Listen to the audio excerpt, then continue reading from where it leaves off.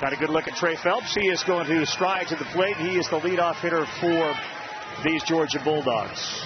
The third baseman famously ejected from a game. He missed a game, and that's when Michael O'Shaughnessy came in for him, and he blasted 2 homers, so O'Shaughnessy will hit cleanup tonight. We're set to go. Temperatures in the 70s, wind blowing out to left, and that first one is sky high. Towards second base, Kyle Branch will give way to Harris in right field, and he's there to make the play. Deshaun Harris comes in. There's one pitch, there's one down. And for a freshman against Georgia, that has to be a settling moment. Yeah, one pitch, one out always feels good right there. Starts with a 95-mile-an-hour fastball, and that's that four-seamer. It's got pretty good carry. And we talked to Skip Johnson about the freshman in this environment. He didn't seem too worried. Said the mindset fits what he thinks will be needed today. So you're tuning in, and you arguably are looking at the best player in college baseball right here in Daniel Jackson, who looks at one right at the letters for a strike at 94. Eye-popping numbers for the junior out of Sandy Springs, Georgia, who stands 6'2", 3186 with a 1304 OPS and a whole bunch of stolen bases. Still could end with a 30-30 season if he can get on and get around. Yeah, pretty incredible. Starting to stack up the postseason awards. Much deserved. Just we talked about in the open, a season that very few players have ever been able to stack up against what he's done this year. Certainly not many catchers. He hits them out and to all parts of the ballpark. 1-1, and boy, he kind of locked up there on an off-speed slider at 87. It's 1-2.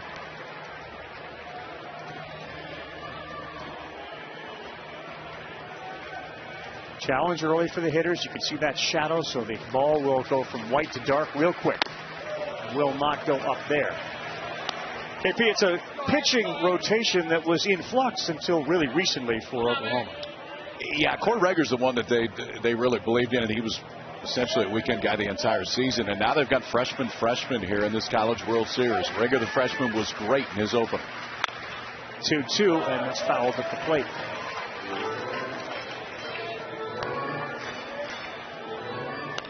So the numbers don't jump off the page. 0-2, 582 against Kansas in the Super. Pitched 3 innings on Sunday night. Then they had this disastrous rain thing. He came back and pitched on Monday through an inning. It really helped out the Sooners. And he deals with Jackson on a 2-2. Oh, called strike 3 with a changeup, and it froze him. He went back-to-back right-on-right changes right there. First was fouled off by Daniel Jackson. The last one, I think maybe he saw fastball, thought it was going to be elevated. You know that the offensive approach for Georgia is going to be push everything down. They want to force the ball down, so that is the one. Steve at the top of the zone with the changeup right there, and gets called by no play by Kevin Sweeney. If there were any nerves, Xavier Mercurius, Xander was not going to show any of them. As he said, I'm not scared of nobody. I'm not the tallest guy out there, but I can go out there and do what I do, trust the stuff, and know I'm pretty good. He said, I'm ready for this. And to strike out Daniel Jackson that way is another feather in his cap. 1-0 to Lujo. And that one is down.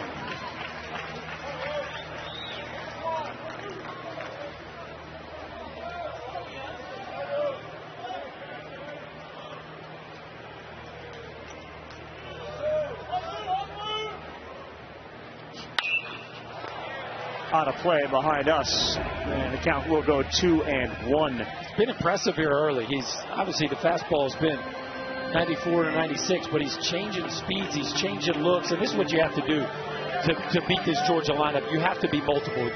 If you get caught in a silo, they can put a crooked number on you in a heartbeat. So you got to keep them guessing. You got to change speeds and change parts of the strike zone, and he's showing all those things here early in the ball game. His brother LJ out there and watching, hoping that his brother can get things done here on the first inning. Put a 0 up on a 2-1. That ball is out of play.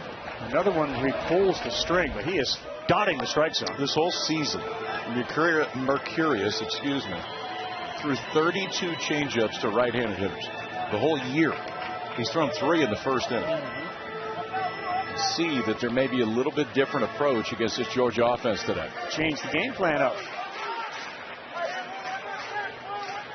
Sun will again be a factor out there in left for Brendan Brock. That one is bounced up there to go full 3-2.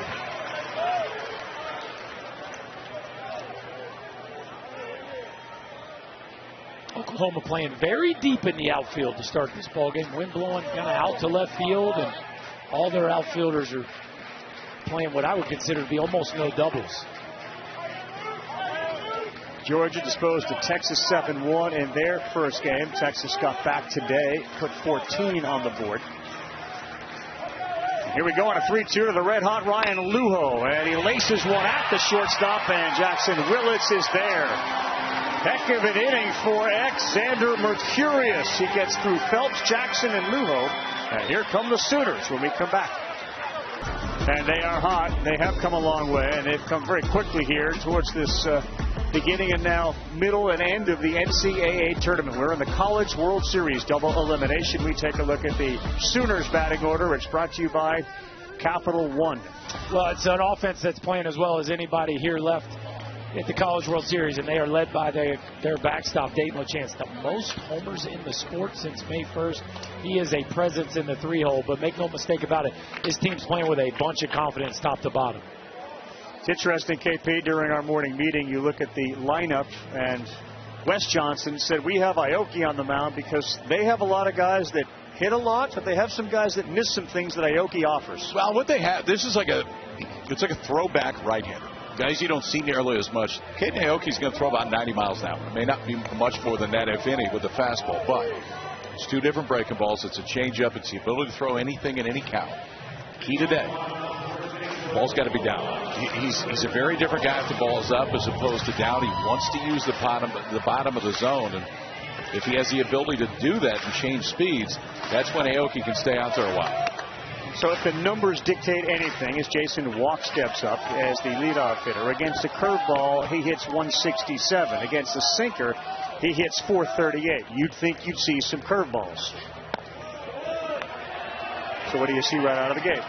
Starting with a sinker. Here we go. I think you may see a few of the number 2s as well.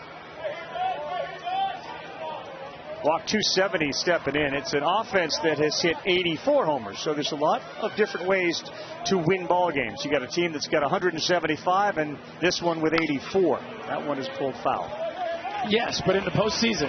Yes, they've gone long. Oklahoma looks more like Georgia than they do the Oklahoma team we saw in the regular season. Walk's got 4 of them, and the outfield, especially Rylan Lujo in center field, very shallow out there. He chased one there. That's a filthy pitch. We go 1-2.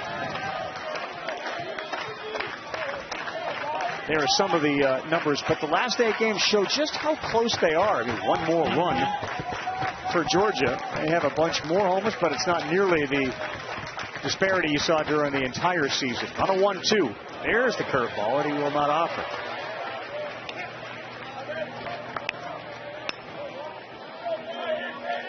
They call him Doc, partly because of his arsenal, his precision. Transfer out of USC, and amongst the all-time leaders this season in strikeouts. 2-2. That ball was high. That ball smoked to right center. That's going back. It's still going. Rings off the wall. Fielded by Lujo. And a leadoff double for a walk on a pitch that was up. 9th double of the year, and a great start for Oklahoma. Well, KP, you hit it in the open. When he misses up, he gets hammered. And this is exactly what happened here. A split finger up in the zone. You see that thing just hanging at the top of the zone. Yeah, that kick changeup. And Walk just hammers it on a night where the ball will jump. He gets something up in the zone, takes advantage of it. Almost ran it out of here, y'all. And Oklahoma rolling here early. What a start. Mercurius on the mound, and now Walk. And that sets up Camden Johnson, the third baseman, at 308. He squares, and it's fouled straight back.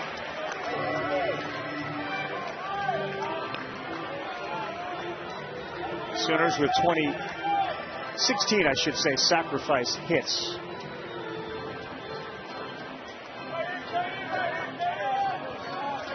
Johnson is among the leaders on the team with 4 out of a 2-hole. Walk has stolen 16 bases. Good speed out there at second. We'll try again. Well, you couldn't do it there. Going to third base without a throw is Walk. The question is here, did he get hit by the pitch or did he offer at it? They said hit by the pitch. We're going to send Walk back to second. But it's first and second after Aoki's curveball hit Camden Johnson.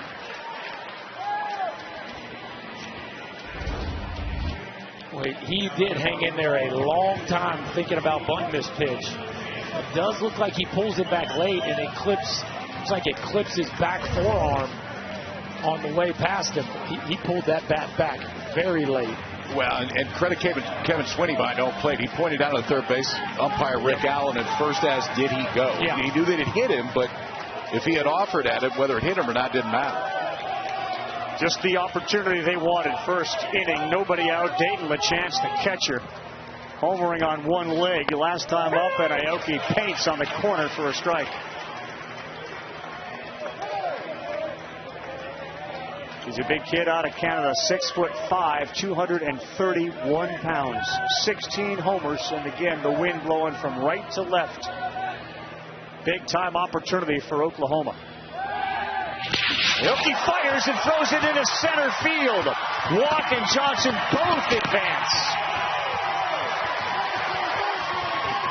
Looked like he spun, was going to just lob it in there and then opted to throw a fastball. Well, it also looked like Ryan Wynn wasn't ready for a throw. I don't know that he knew that this was on. Watch the movement. He's close to the bag and starts moving that way, but then everything surprises him at that point. Because really the throw, if somebody's ready for it's fine. Yeah. It's right over the top of the bag. He's not in a good position. He just wasn't ready for it. So, error on the pitcher, second and third, nobody out.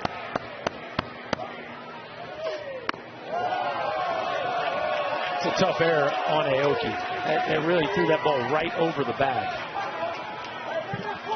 Well, we've seen some scoring changes here late. We saw that earlier today, which afforded a cycle for Adrian Rodriguez. Originally had to play with 2 errors. Ended up giving him a triple. The 1-1. No, that's down. We saw it last night with West Virginia. They made a couple of errors and it ended up costing them against North Carolina. It's a pretty obvious, but sometimes you have to state the obvious. You make mistakes against high quality competition and you're likely to pay for it.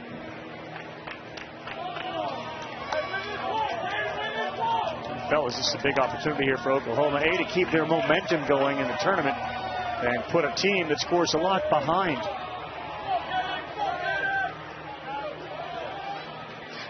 Well, you can't draw it up any better. You got arguably the hottest hitter from a power standpoint in the country with second and third and nobody out, and now in a plus count, and you almost wonder, do you even mess with him here on 3-1, or do you try to get a chase? First base open.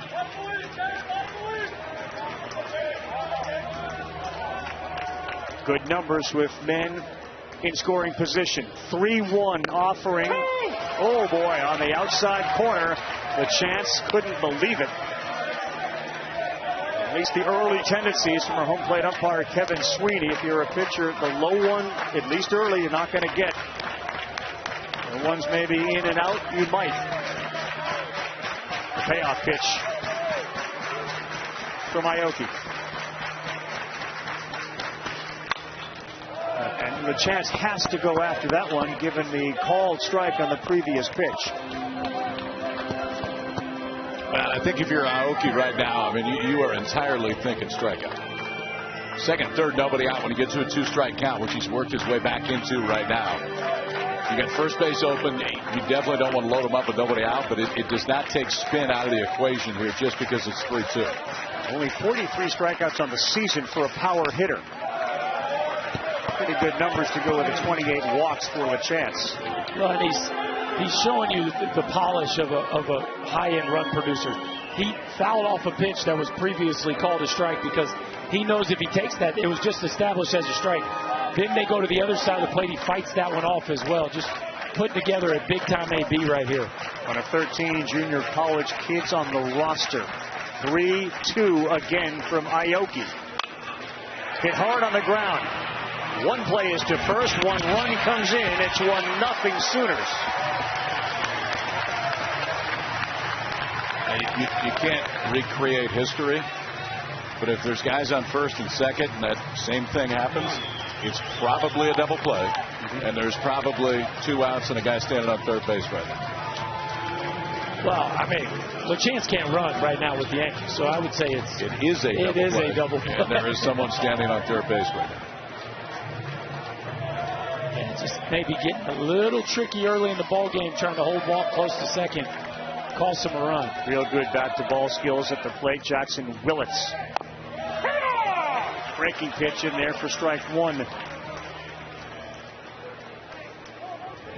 People know the sport. They know Reggie Willits, who was a coach with the New York Yankees, back here now. They know Eli Willits was the top draft pick in 2025. And here's the next one to him. Swing and a miss. Really good pitch. And he's behind 0-2. That's that kick change again. And it acts like a split. Every once in a while, it'll look a little bit more like a slider if he gets around it.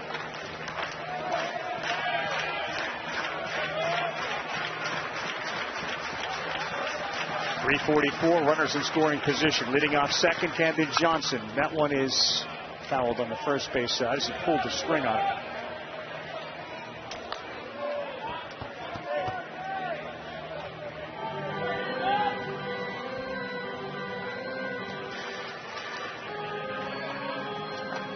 Aoki has struck out 20 in 11 2/3 in the NCAA tournament. He has given up 12 home runs on the season.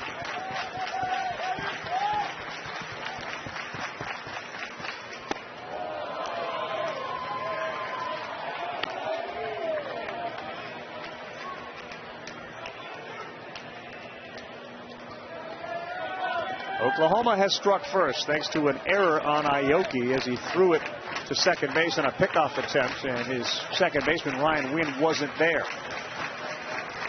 On a 1-2 with one down. That's out. 2-2. They're going to keep going to that kick change, KP. Willits hitting only 184 against the changeup throughout the course of the season. You know Wes Johnson knows the numbers better than anybody. And Willits has been so clutch for this Oklahoma team. So tough to get out in these big spots. 2-2. That ball's hammered, lifted deep and far, and that is gone. It goes off the top of the wall, and Willits is going to have a 2-run home run to put the Sooners up 3-0.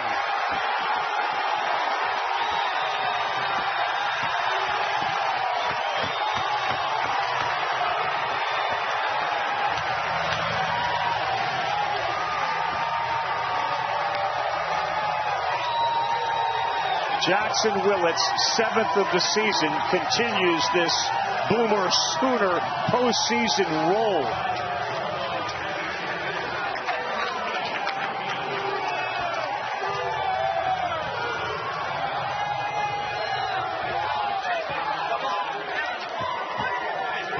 I mean, this is an incredible statistic, but a quarter of the homers they've hit this year, basically, have been hit in the tournament.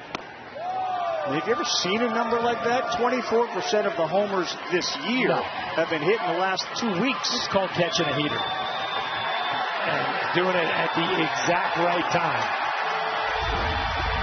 So he keeps making these mistakes, middle up, and that ball's floating out over the plate. Willis gets around it just a touch, but on an offensive day here at the Chuck, he's able to ride this thing just over the right center field wall, and I mean just over the right center field wall. A night where the ballpark is playing offensive, and the Sooners strike first. Yeah, Reggie was loving that. You know that Eli's got his ears and eyes on this thing. Willits' family steeped in baseball, and Jackson with a College World Series bomb. Only one out, and we are in the bottom of the first for Trey Gamble, who swings wildly at one. We saw this last night, too. They have sent the reinforcements out very quickly, including Big U, who was about to grab and stretch. The option to start Aoki came because of that matchup conversation we had with Wes Johnson earlier today.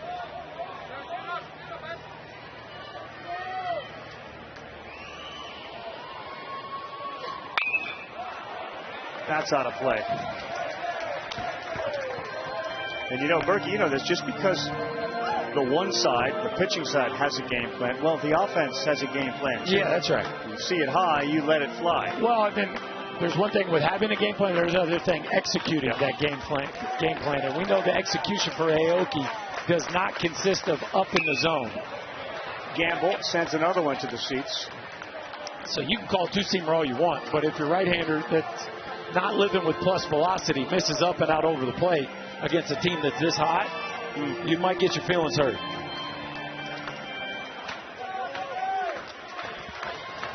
Gamble initially played his ball at Salt Lake Community College before he transferred to Oklahoma.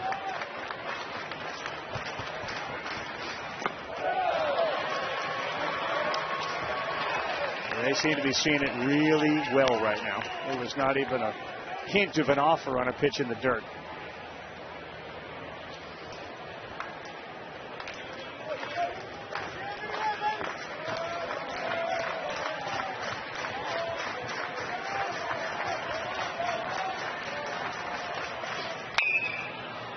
This ball may be playable. Phelps finally picks it up, and he lost it. Boy, he had it, thought he looked like he picked it up, and he did not.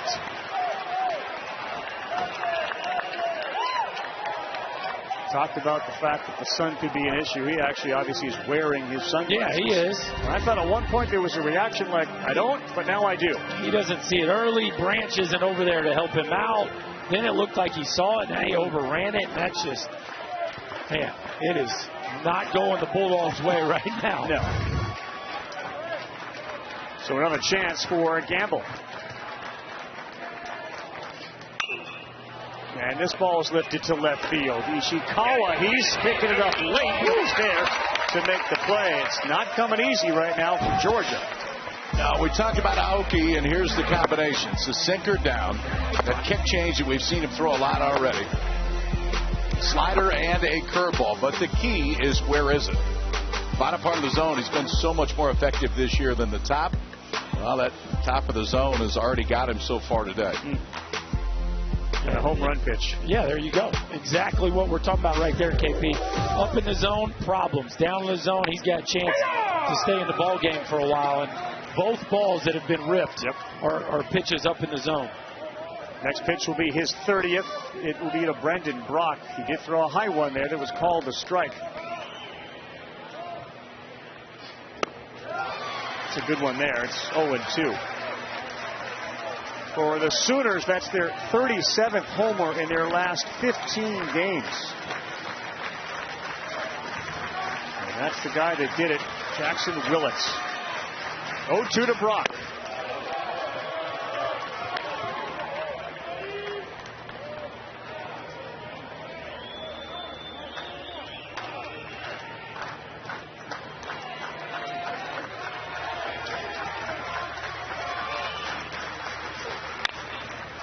That one was hung up there. It's popped up to shallow right. Black is there, and he makes the play. But the Sooners have cruised through the tournament, and it looks like they're on cruise control tonight. That number right there is hard to imagine. I mean, how do you quantify? Like, what happened? Fried chicken. Fried chicken. Fried chicken is what happened, Carl. You go 2 days after going one and done at the SEC tournament with a little fried chicken in between, and you catch a heater. 6-minute drills, that's how we're going to do it. First pitch to Michael O'Shaughnessy. Shaggy swings and misses. That was the explanation. I know that the day crew in their first game with Oklahoma had a field day with the fried chicken story, but that is exactly what Skip Johnson did. He went back to his JUCO days where they would literally eat fried chicken. They didn't have a clubhouse back then, so he said we would get fried chicken, and in between sort of the double sessions, we would eat it. But we didn't digest it. We got right back out on the field. Didn't care how hot it was. We're just going. What you do. And they did that again to kind of spark something, and obviously it has worked. Now Xander Mercurius, he's working with a 3-0 cushion and an 0-2. He's throwing with a lot of conviction for just a freshman whose numbers have not been very good. He's trying to duplicate the success of his fellow freshman, Cord Ranger. On a 1-2 right down the middle. They got the shift on, and this is an easy one to get O'Shaughnessy, and there's one down.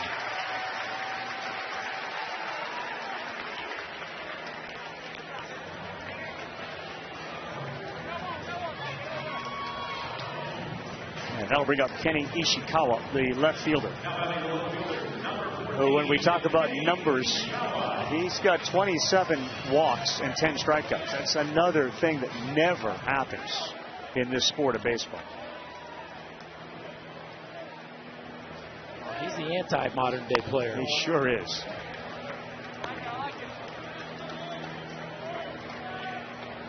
Had a big hit the other night in their opener, in which he bounced one right hard off of the dirt in front of home over the first baseman's head. Played it a couple. 93 miles an hour for a strike to go 1-1.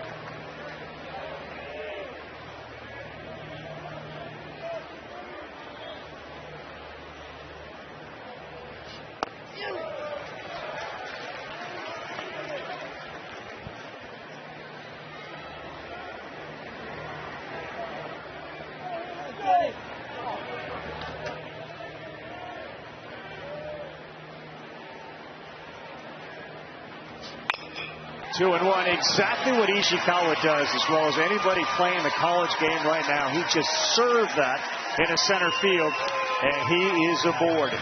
Ricky and Denise Ishikawa, his parents, standing and getting high fives from all the other fans here of Georgia. That's just a piece of hitting that Ishikawa has done since we've seen him all year. No doubt, and that's right in his wheelhouse, right? Letting something get deep and using that backside gap just the way they draw it up. Pops is pretty proud of that swing. And to go with the keen eye at the plate. Now Ryan Wynn, the second baseman.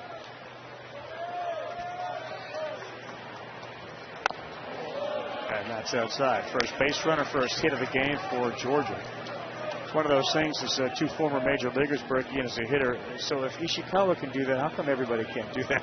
Well, first of all, bat to ball is a tool. It's just like power. Some people are more gifted at it than others, but a lot of it comes down to how you see yourself as a player and what kind of profile you want to fit yourself into, right? A lot of guys, they don't want to play that style of game. He owns it and he thrives at it.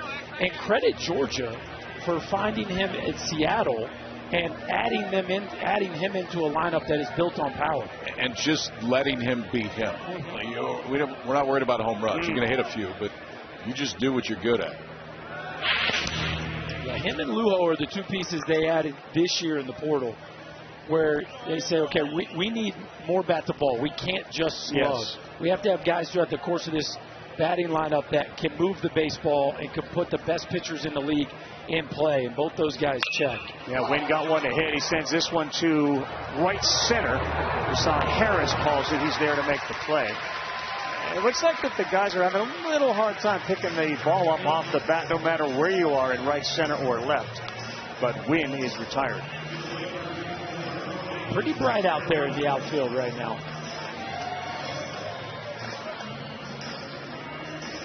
Ishikawa, who's at first began his baseball career at Asia University in Tokyo. He transferred to Seattle University. Born in Hawaii, raised in Japan. Not a huge threat to steal. Even the fans are trying to block themselves from the sun. Get a better view for Brennan Hudson. Right down the middle, smacks one to center. And does Walk have a beat on it? He does. Single for Ishikawa was the only damage done. No runs in. It'll be 7-8-9 with the Sooners up 3-zip when we come back.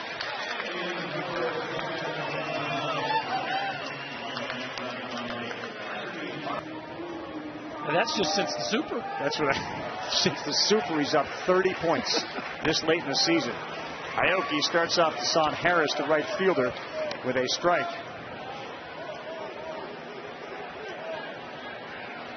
Aoki's first inning, 32 pitches, second most pitches that he has thrown in an inning this season.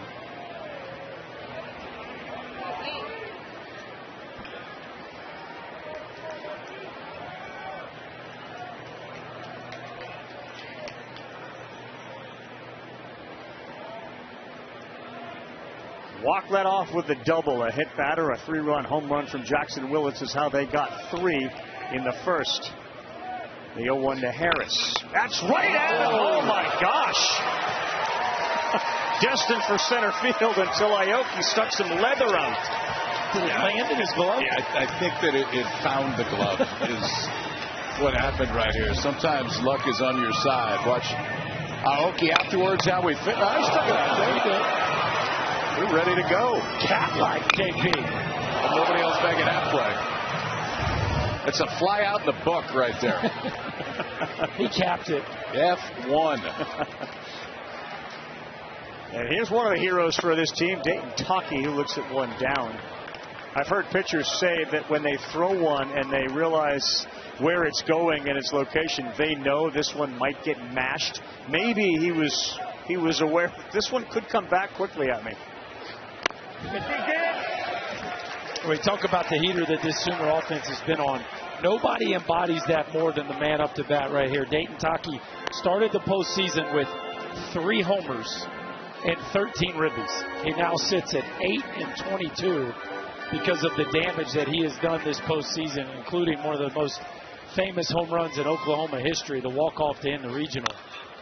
This ball is lifted deep to left field. Ishikawa's going back, still drifting. He cannot make the play. You could see the wind was carrying it, the sun was an issue, and he kept backpedaling all the way to the wall. And again, it feels like he didn't see it right away. The first movement is definitely not back. This ball's hit a little bit better. I mean, it's 2 steps in, Berkey, and now we don't really know where we're at. And now you're drifting, and again, such a big ballpark. You probably feel like the fence is coming, and you come up just a tad short right there.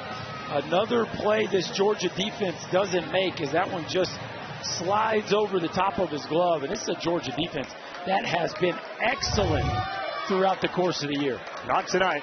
Now Branch, the second baseman, the 9-hole hitter. And he pops one up. This is in foul ground. Hudson is there. That's a big out there for the 9-hole hitter, unable to advance Taki to third base, and he is retired on a pop out to Brennan Hudson. Now you mentioned that home run from Taki. They traveled 454 feet. That will not soon be forgotten by the living Sooner fan. And now Walk, who doubled his first time up, he scored on a 3-run home run from Willits. Starts him off with his kryptonite, the curveball. It's 0-1.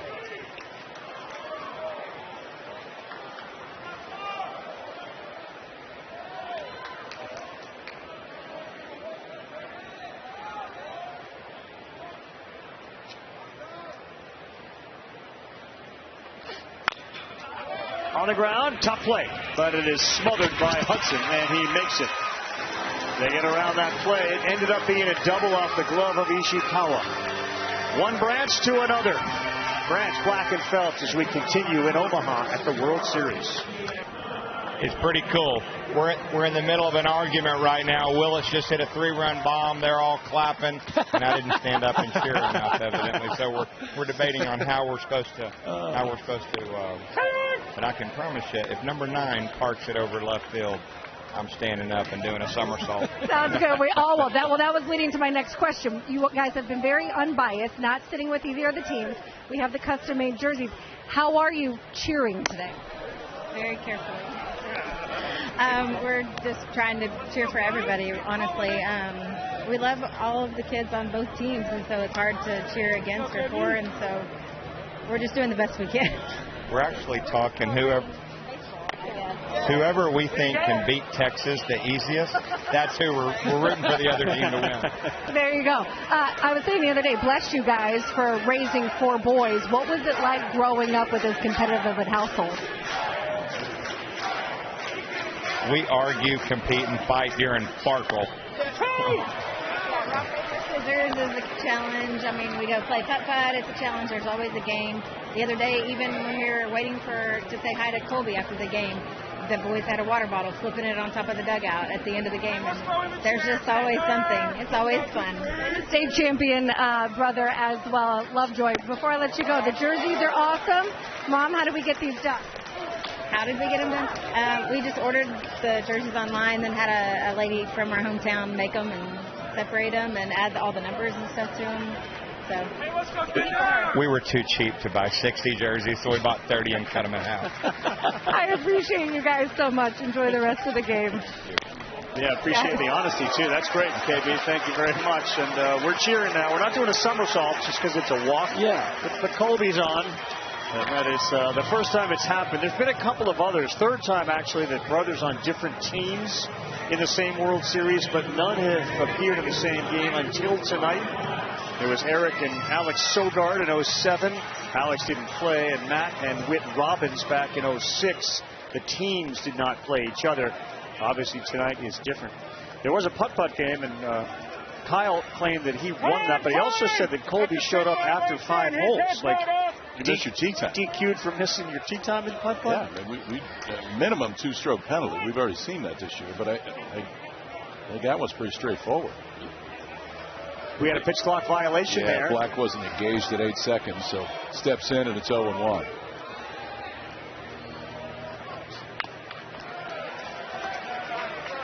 Very impressed early on, guys, with Xander Mercurius and his composure and his strike throwing. Started early when he got Phelps, Jackson, and Lujo, the top 3, 1, 2, 3.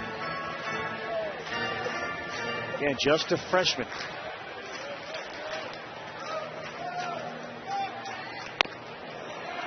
Ooh, that was close. You see LeChance wondering, are you going to call that a strike? I'll hold it here for a second. I think it was just off, but it's exactly where you want to throw it. His misses have been on the side you want to miss at this point.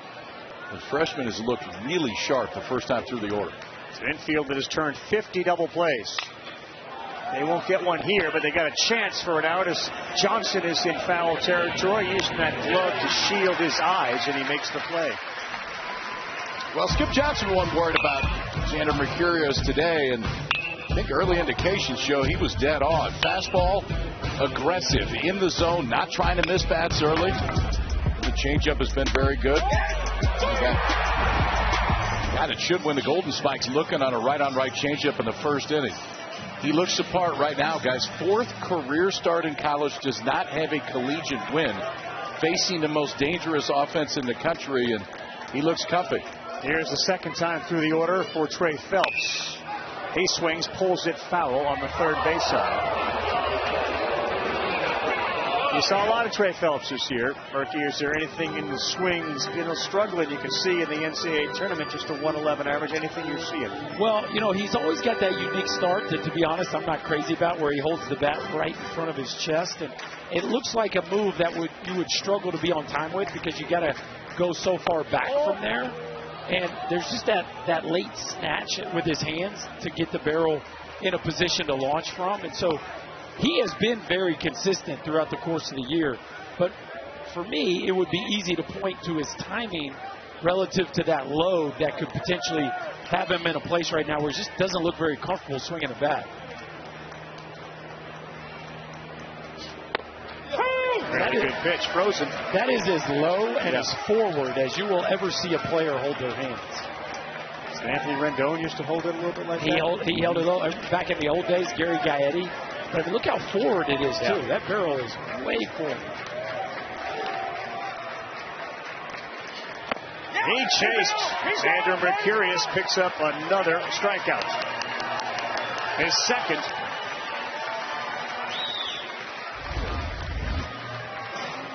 This thing's been really important for him so far, man. I mean, you look at his scouting report coming in, and right-on-right changeup is not going to jump off the page at you, but yet he's used that pitch so far to strike out Daniel Jackson once, and now to get Phelps swinging on that one. And here is the aforementioned Daniel Jackson, who struck out looking in the first.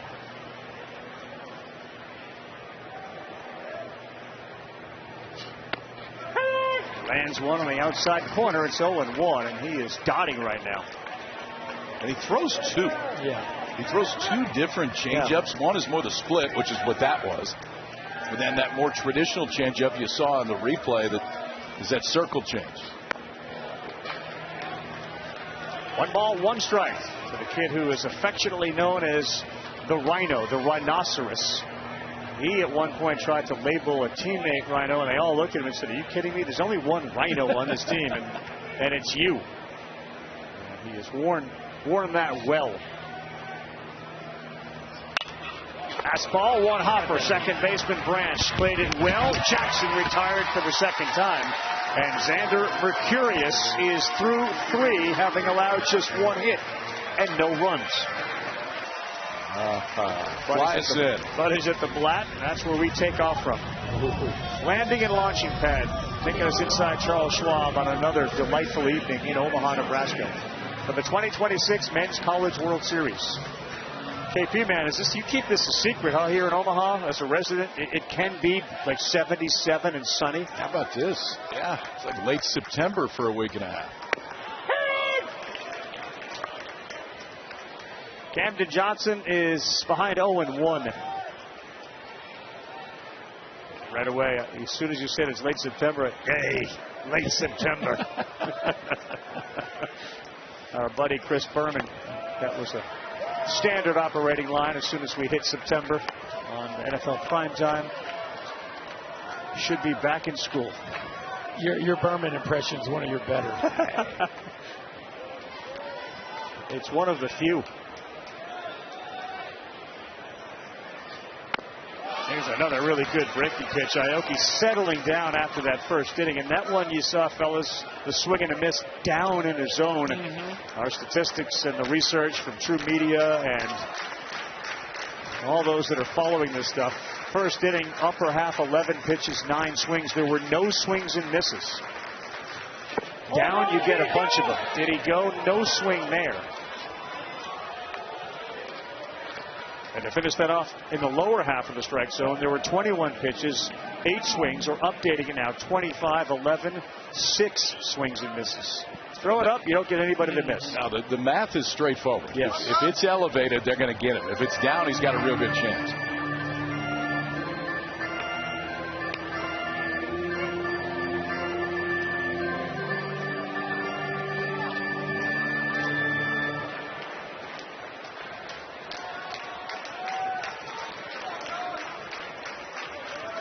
Two and two, looking for a strikeout is a good strikeout pitcher in Caden Aoki, but he has not had one yet. And this one is right back to him. And he flips underhand for the out. Oh, boys, typical. We've seen some phenomenal individual performances. And Joey Volchko, they're still talking about what heat is. The old rated CG, a complete game with 15 punches. Glauber looks like he's, 29 years old with his maturity, and he's not. And then there's Adrian Rodriguez, who went cycle today. Yeah, he went nuclear is what he did. Been that way. Yeah. And Glauber and Volchko have clearly been the stars from a pitching standpoint so far in this event. Boy, Volchko, a night to put him in the record books around here. This one is hit pretty well. The center, Lujo, is still tracking back. Now he stops off the battle for the chance at 107 miles an hour. You strike out 15 and go rated CG. Everybody's going to throw your picture on their Soch. Who was I think Trey was the first. Love it. Yeah. We got a bunch of them. Apparently that same trend is running through the ESPN family with your picture, KP. What do you got on that? What do I have on it? Yeah, everybody's got your picture now. Flattered. Yeah, love that. It means a lot to me.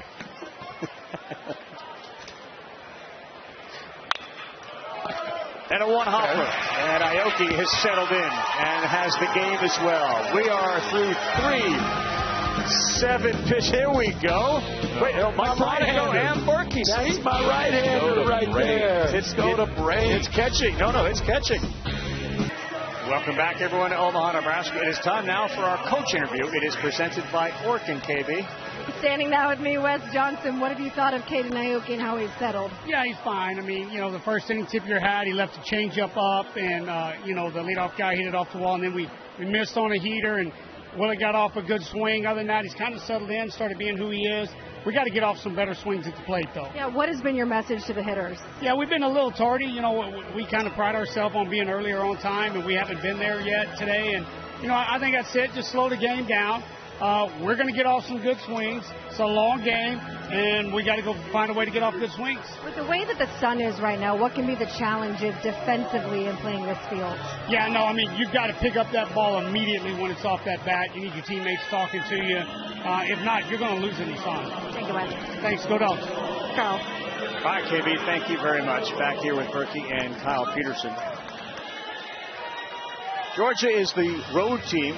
And they'll bat in the top of the 4th inning, trailing 3-0. Ryan Lujo, who had a monster freshman year at the University of Dayton, and then he went portaling, and Georgia called him. Swings at the first one, and it is a foul ball. He had 361, they had 56 RBI, 9 bombs, 16 doubles, 21 walks, an OPS of almost 1,000. Hasn't slowed down, certainly in the tournament. Ryland's grandfather is Rennie Stennett, legendary Panamanian second baseman, 11 years in the majors, as this one has popped sky high. Primarily with the Pirates. He did win a couple of world championships, which is what Ryan's trying to do here in college. For the latest news, insight, in-depth analysis from the 2026 College World Series, visit NCAA.com. It's your official online home for all NCAA championships. You guys remember the name Rennie Stennett, right? You know, I was trying to place it the other day when you were, but I appreciate you educating us. That'd be a no. Right. Pirates early? I was trying to place it. You chose not to answer. 71, 79? You don't remember it? No, 71, really? 79. That's a little before our time, Brad. And some of the famous Pirates teams, though. Okay. We are family? Yeah. Scrap iron? So now you're speaking my language. You had to bring it back to a Vol. And now I'm with you. Okay. See you brought you living. Right by O'Shaughnessy. Boy, and the Xander Mercurius looked good. Well, the aggressiveness with the fastball, too. Like, just the willingness to fill the zone up with it has been so impressive for the freshman so far. And it came from the first pitch of the game. Wait a second. Brother, he's dialed. I've seen this act before. I'm gonna read. Find out what book he's reading. Yes! That is great. Plus the hat, the lid is tilted. All of it. The sunglasses. So is there a game going on that I'm supposed to be paying attention to? He's good. Big crossword guy. He's mixing one in right now. That's going to be great fodder for the next time they see each other when Xander is like, excuse me.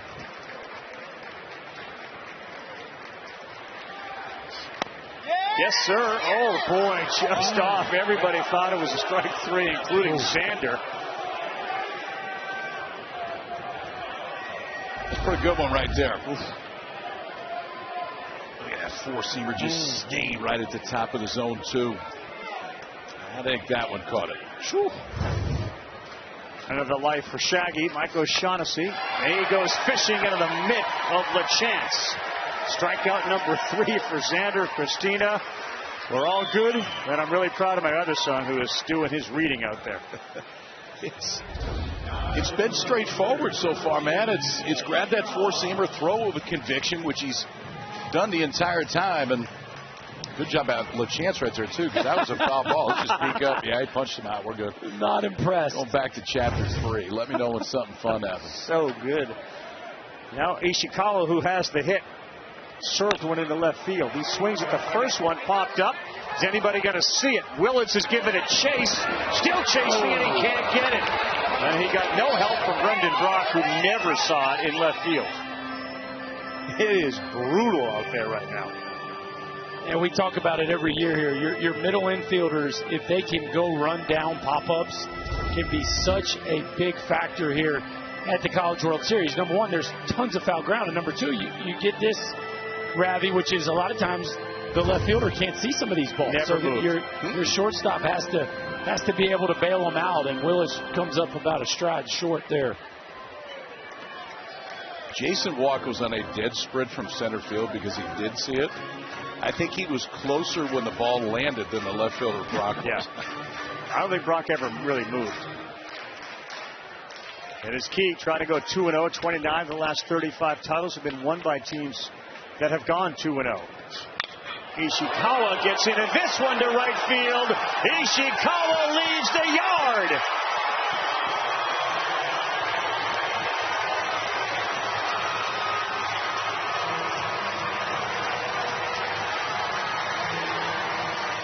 Now, one guy in the Georgia lineup is finding Xander Mercurius easy to hit. He's 2 for 2 with a single and a blast to put him on the board. His third of the year, and it was a no-doubter, boys. Yeah, he's seeing the ball pretty good right now, Rav. That's a fastball up in the zone, and Ishikawa, who almost went deep last game, flew out to the fence. Yep. You see Georgia chasing the Vols for number 2 all time. LSU out in front with a $188. One of the great home run hitting teams of all time getting on the board. And again, a really hard play down the line. Foul ball could have been caught. Wasn't, obviously. Really hard play, but it does lead to an extra life and a run. That guy is a professional hitter. Another guy there, Arcamone, great hitter, is there to give him some love. That's in there for a strike to go 0-2 to Ryan Wynn. I mean, aren't you all running up to Ishikawa and said, so what are you seeing? Yeah, I'd say he's far and away the most comfortable at bats we've seen so far in this ballgame.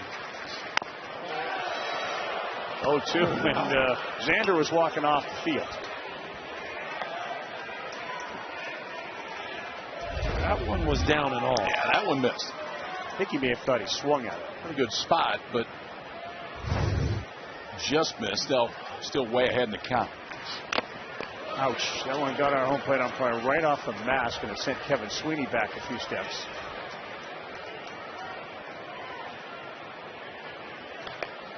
As he takes a break, we got Scott Klein here. Scott, you know, you're one guy who actually can tell us what that feels like.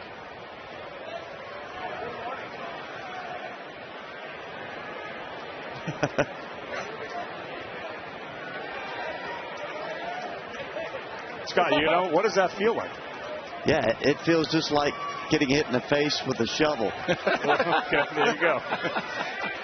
That's short to the point. Well said. Good answer. A shovel. This one is in the corner in left field, and Ryan Wynn is going to head to second base. It's fielded out there, a stand-up double, and a couple of extra base hits back-to-back, Ishikawa and Wynn. Here come them dogs. Here's the offense we've been used to seeing throughout the course of this season and this incredible run they've been on, especially here down the stretch. Looked like a changeup, that really pretty good pitch, KP. And Ryan Wynn, watch him get down into his posture to get below that baseball. Just a nice job of staying on a pretty good pitcher's pitch, smoking it in the corner. And again, what makes this offense so special, they can hurt you from a lot of different places. Yeah, there's just no let up. I mean, Colby Grant's got 19 home runs out of the 8-hole. It'll be interesting to see if he keeps using that right-on-right changeup. First time around, it's against the book. You may get some different swings. Now everybody's already talked. There's multiple guys that have got it from the right side. That time, Wynn put the best swing on it that a right-hander has so far today. Wynn's 14th double of the year, so he's at second base for Brennan Hudson. And with one swing, can tie it. And he's got a few homers on his resume this year, 21 of them. I think they're seeing it a little better. Now, the other thing, too, that's changed is the shadows are gone. Ishikawa, by the way, his fourth inning homer that we just saw, 427 feet. That is the longest of his 11 career homers. And, you know, you talk about other guys that have gotten hot. Two of his three have come right here in the tournament.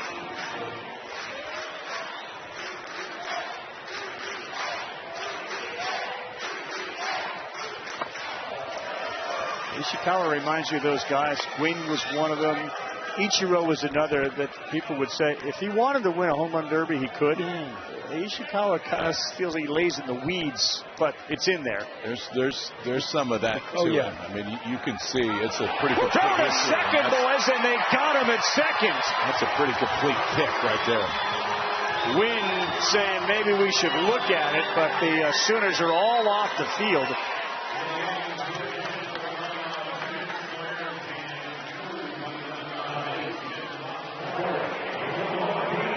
Georgia is challenging the previous play at second base. We'll take a couple of looks at this one. And we do have Scott Klein, our rules analyst, with us. Oklahoma's beginning to move back towards the field. More probably out of respect than anything else. But watch this pick. Oh, yeah. Oh, I don't know. That's a hard one. Willis just snuck in there behind him. I mean, it was no timing pick, was it? Have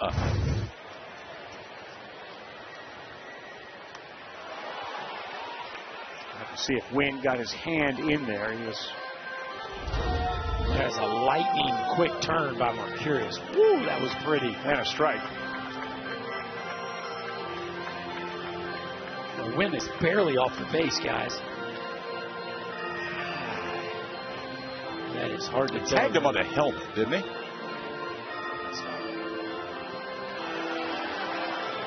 I think he got him on the back. Scott, what do you think? Guys, he might have got his hand in there. I'm with you guys. It depends on when he tagged him. I think the initial one missed the helmet, and then it looked like he may have got him on the back. But again, the call on the field is out at second base. And the replay review room here is checking out all the angles that they have to see if Mercurius and Willits combined. That was a heck of a turn and quite a throw. Something tells me Mr. Mercurius has played some middle infield in his life. Yeah, those are some quick feet. He played a little point guard, too.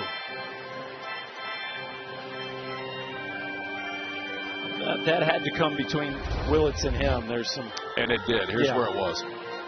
It was just turn around, take a peek, and it's no big movement, but enough. There's some kind of, and you've been involved in these on the other side of it, and sometimes it can be the most, basic movement that nobody else on the field can see that just acknowledges. Could it have been his right? Did you see his right foot kick the dirt when he turned around? Could be anything. You take your head off, pick your nose, Yeah, go back to that if you can. Watch this. Well, here's the answer. After video review, call in the field of out will stand. Georgia loses the challenge. They have one remaining. Makes sense to appeal it. You got a runner on second base. You want to leave him on second base. But there was a bomb from Ishikawa to put the Dogs on the board. There was, but this could have got him off the field. Tough play for anybody. Jackson Willits can't get there. Brendan Brock didn't see it, and Kenny Ishikawa didn't miss it.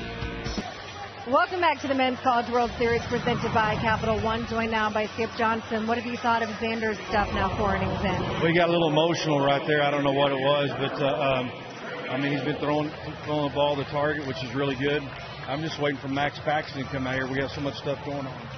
You mentioned the emotion that he plays with us. How do you handle that? What do you prefer from him from a freshman in this moment? Just take a breath and just make it one pitch at a time. That's the biggest thing he can do. There's so much about the mental game. What was your message to the team today with what's in store to go 2-0 in this? Well, I got some good advice by Bob Stoops, and he told me just to stay out of the way. So that's all I'm going to do. I appreciate it. Thank you. Thank you. Carl. Who else is going to invoke the name of the clown prince of baseball, Max Patkin? Just who else is going there? In stride, too. So he's saying we've seen some things tonight. Hey, now. Oh, there's some dubs there, boys. There's just a few of them there. A couple ball coaches right there. I have to admit, I booed Barry Switzer a couple times when I was growing up at Memorial Stadium. I did. Center field, and Wynn's not moving. Gamble is retired. There's one down here as we are in the bottom of the 4th. One of the more fascinating people to just sit and listen to is Skip Johnson. There are directions he'll go in, but I was sort of moved and interested in his recognition of the mental side of the game in our meeting this morning and the sensitivity of the modern day player. Now, I don't know if that's changed over the course of his career, but he really has emphasized in his own program, you got to take care of these guys. We got to stay focused. When they struggle, we got to address that. Yeah, he's got such an old school vibe about him. You would think that he wouldn't be as empathetic as he appears to be to the modern day player and all the social media noise that these guys deal with and the pressure they put on themselves, because The spotlight is way brighter in college baseball today than when he first got going in coaching college ball. Yeah, and he knows that firsthand, given the program and the conference that he's in, given to the JUCO days where, as he said, I was, we're eating fried chicken in the middle of the day in a dugout because we don't have anywhere else to go eat. A little different now. 0-2 to Brock. No. It had the makings of last night's start for, or Texas, I should say, the Volantis start, where it was really a struggle. And then he settled in and got him through 6 innings. Aoki in the first inning, but again, now it's just a 2-run game, and given Georgia's offense, doesn't feel as insurmountable as it did maybe the other night. And as good as Mercurius looks, he doesn't look Joey Volchko good from the other night. Right. So the opportunity to get back in this ball game for Georgia's offense certainly feels like it's there, considering how Aoki is rolling here after a really rough first. 1 down and a 2-2 on the way to Brock. And this ball is hit pretty well to right field. That's sending Black back, and he's on a room. It's gone.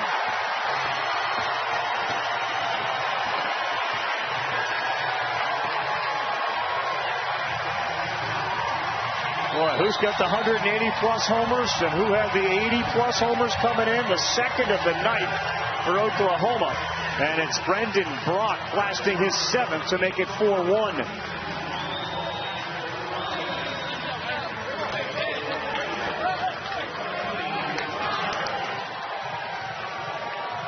That'll get Coach Stoops up and out of his chair. How about it now?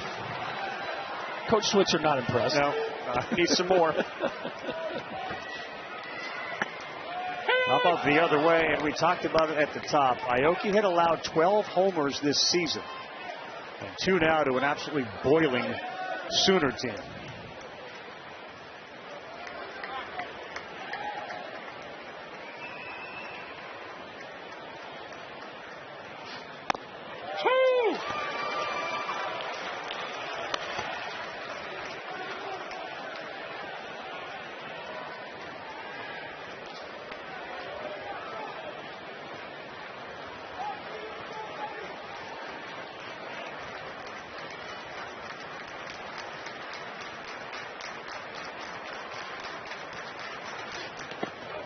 That one is too short, and Deshaun Harris will take it for a ball. Well, we saw them in the SEC tournament, which Georgia won. They won the regular season. They won the SEC tournament. This is a team that knows how to come from behind, given all their scoring ability. They have 10 come from behind wins of 3 or more. That's tied for 3rd in all of Division I. But the Sooners, they may just get out there and hide. So when we left the SEC tournament, you looked at what Georgia's one of the favorites in the country, obviously. There wasn't anybody talking about Oklahoma. No. Nobody. And then when you see the draw, and they're going to Georgia Tech, then there really wasn't anybody talking about Oklahoma. Then they walked them off in Game 7, and then everybody started talking about Oklahoma.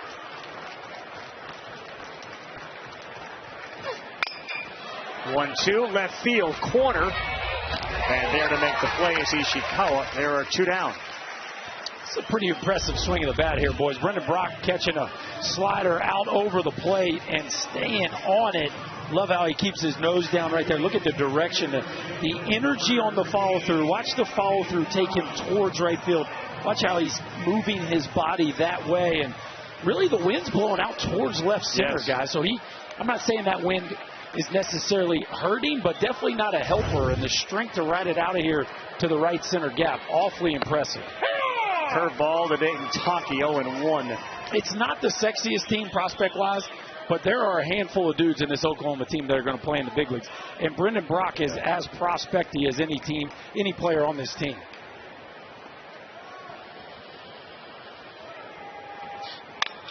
Hard on the ground to second. Charged by Wynn. He will throw Taki out at first. That will end the inning. We saw Homer. We learned a new word. I like that. Prospecty. There you go. Way to go, boss. This is what a prospecty looks like right here. Welcome back, everyone. Omaha, Nebraska. You take a look at the bracket And you see that Texas put a 14 spot up to move into the game Tuesday at 8 o'clock Eastern time against the loser of this one. North Carolina's already moved up. They are in a good spot. Whoever wins this one will also play on Wednesday.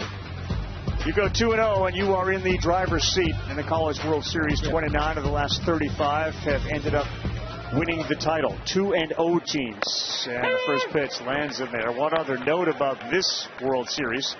433 homers hit in this tournament. It passes last year where we had 430. That was the second most in tournament history. In 2022, there were 452. Not likely to get there. But we do have a Georgia offense that is very capable. And obviously Oklahoma is swinging hot bats. Texas puts them over the wall. So we'll see. But we got 433 in the tournament so far.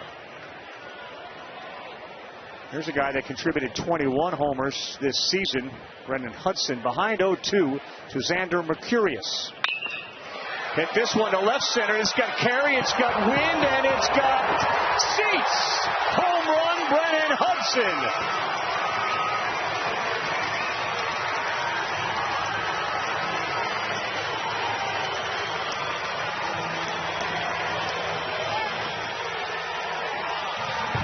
Make that 434 in the NCAA tournament and make this a 4-2 game.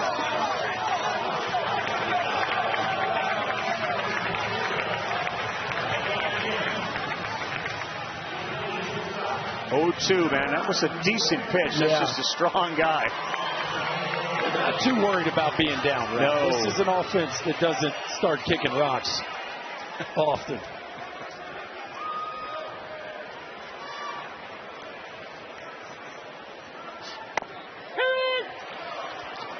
One to Colby Branch.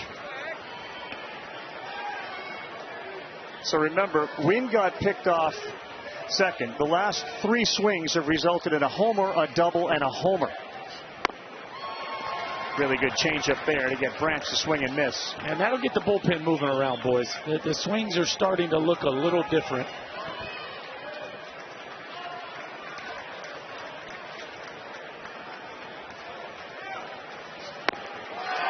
Branch is gone on 3 pitches. Brendan Hudson has 21 home runs on the season. Yeah. 22 now. He's only hit 3 from the left to the left of center. But this looks like a swing of a man that has 0 problems driving the ball out to the backside of the field. And that is a wind rider right there, Ravi. Yes. Get it up in the left center field gap. And just a hanging split change that didn't have any bite. And that is a big boy swing by the Bulldog first baseman. Strike one to Ryan Black.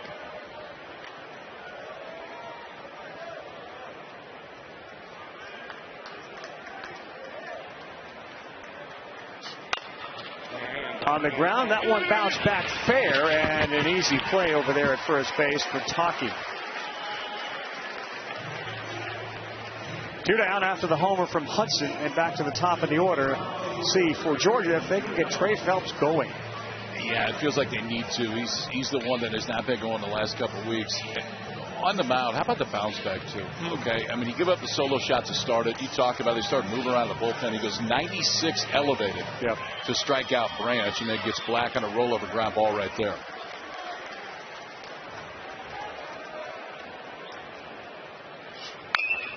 Phelps got one to hit. That's a fair ball. Johnson up, fires, no chance. Heck of a play, though, to go to his right.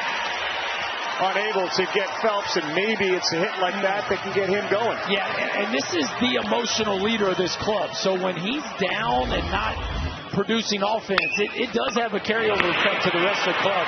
Camden Johnson, one of the most athletic third basemen you will see, along with Tyrus Hall of West Virginia, but even he can't quite finish this one off. Maybe his best throw, but he spikes it into the ground, and Trey Phelps just too fast on with an infield hit. Fastball 93 in the corner to Daniel Jackson. You haven't seen a lot of smiling and chatter from Phelps, which you do now that he's out there at first. One swing can tie it. Jackson is hitless in the World Series. I tell you one thing, when Xander Mercurius says, "I'm not afraid of anybody," he pitches like he is afraid of no one. Even asked Skip today, will you throw that fastball inside? He said, oh, yeah, I will. He's done it consistently so far tonight. He did it again, man. 93 and a little stare down of Daniel Jackson. A little statement from Xander against the Rhino as he punches him out with some cheese. Freshman ain't scared, boys. Freshman ain't scared. He kind of likes the stage right now, too. Gives up a solo shot, goes punch out, ground out, then gets one of the best hitters in the country, blows 95 right by him. So the Sooners, as KP eloquently put it, they had Georgia Tech and nobody was talking about Oklahoma, and then Oklahoma beat them in that incredible walk-off 454-foot blast from Taki, and then everybody started talking about them. The Kansas Super wasn't really competitive at all. They outscored 21-3. Yeah, they just hammered them 2 straight days in Lawrence. An old school Big 8 matchup to get to Omaha. Well, you talked about the freshman Mercurius. 4 career starts, 3 of them, fellas, against the ACC champs, the Big 12 champs, and now the SEC champs. So it's a short list of starts, but he's been thrown into the fire and responded brilliantly. Fun to watch, isn't he? Yes. And he sort of lets everyone know, I don't really mind if there's people out in the bullpen. I'm not paying any attention to them. I mean, my brother's not paying attention to me, so I'm not paying attention to anyone out there.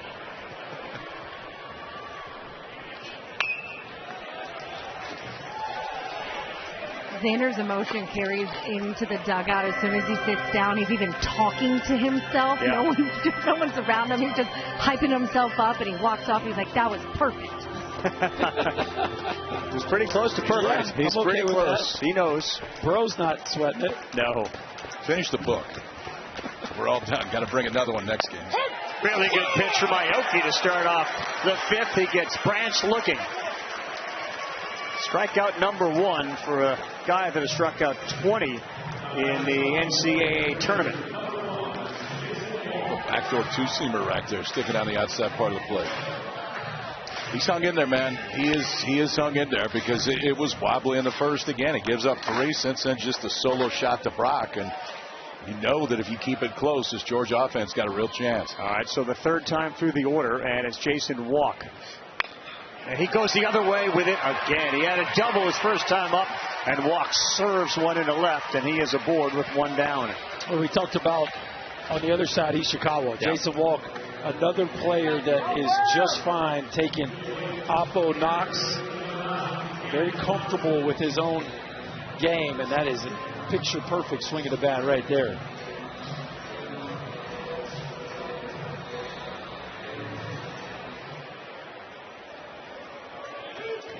Camden Johnson out of Bernie, Texas. Played at that Bernie Little League a couple years ago. That Little League was in Williamsport at the Little League World Series. Aoki throws a curveball to get ahead 0-1. This AB has hit and run written all over it. You got a guy who can fly on first. You got a guy that can handle the bat up to bat. You got a strike thrower on the mound. There's a lot of things Oklahoma can do with their chaos offense right here in a situation like this. Not going, and this is a double play ball. Fielded, fired at first, not in time. Difficult play with bodies all over the place out there at second base. Looked like Wynn sort of laid back a little bit, and he flipped to Branch was low, and then he had a turn, pivot, and throw. Yeah, ball not hit hard either, and so he just making sure he secures the catch. But Camden Johnson, one of the hardest guys to turn a double play on in America, when he hits a ball less than right on the nose, he can just absolutely fly. That play's not even close.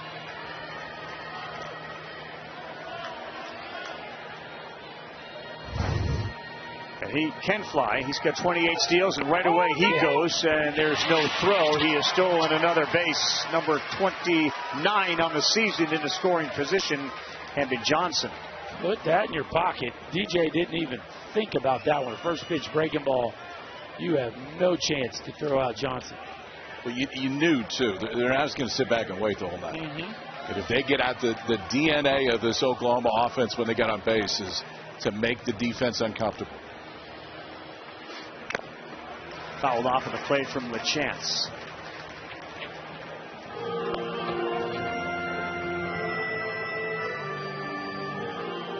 $125 stolen bases on the season coming into the ball game tonight, the most here at the College World Series. West Virginia has stolen more in the tournament but Oklahoma have been swiping bags all year long.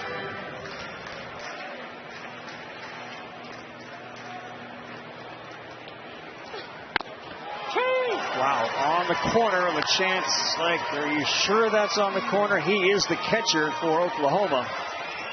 And just wants to make sure that our home plate umpire, Kevin Sweeney, will do the same when Mercurius is on the mound. Nice job by Daniel Jackson back there. He did a heck of a job sticking that one. Big batter to get if you're Aoki. And he does with a nasty curveball, and down goes LaChance. Changeup. He's keeping him in it, man. He is keeping him in it. That kick change has been one of the reasons why. Gets LaChance swinging, and OU strands another one right there. I got a good one now to the 6th, the 2-run game, and we'll see if that Georgia offense can kick it into gear. The mighty Carolina Hurricanes, who once called Hartford, Connecticut home, claim a Stanley Cup championship. Of course, New York is bonkers about the Knicks. Women's College World Series. Next up here, the Men's College World Series, as Xander throws one inside.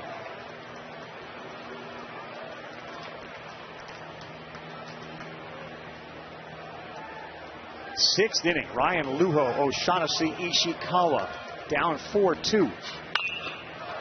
Popped up. Walk is there to make the play. He kind of deeks you, doesn't he? Like he's not sure if he sees it. He's got the glove up there. Well, he's kind of in and out of the shadows where he's playing out there in center field. There's a few different pockets of sunlight that he's working himself through. Had a heck of a night at the plate. Jason Walk, center fielder. See, he's coming from the sun to the shadows. It's you better be locked in playing the outfield here at the Chuck. No, O'Shaughnessy really laid on that 94-mile-an-hour fastball. I'd love to be able to be a fly in the wall when Xander's talking to himself in that dugout, just to hear what he is saying. That is a look of determination. Sword. O'Shaughnessy behind 0-2.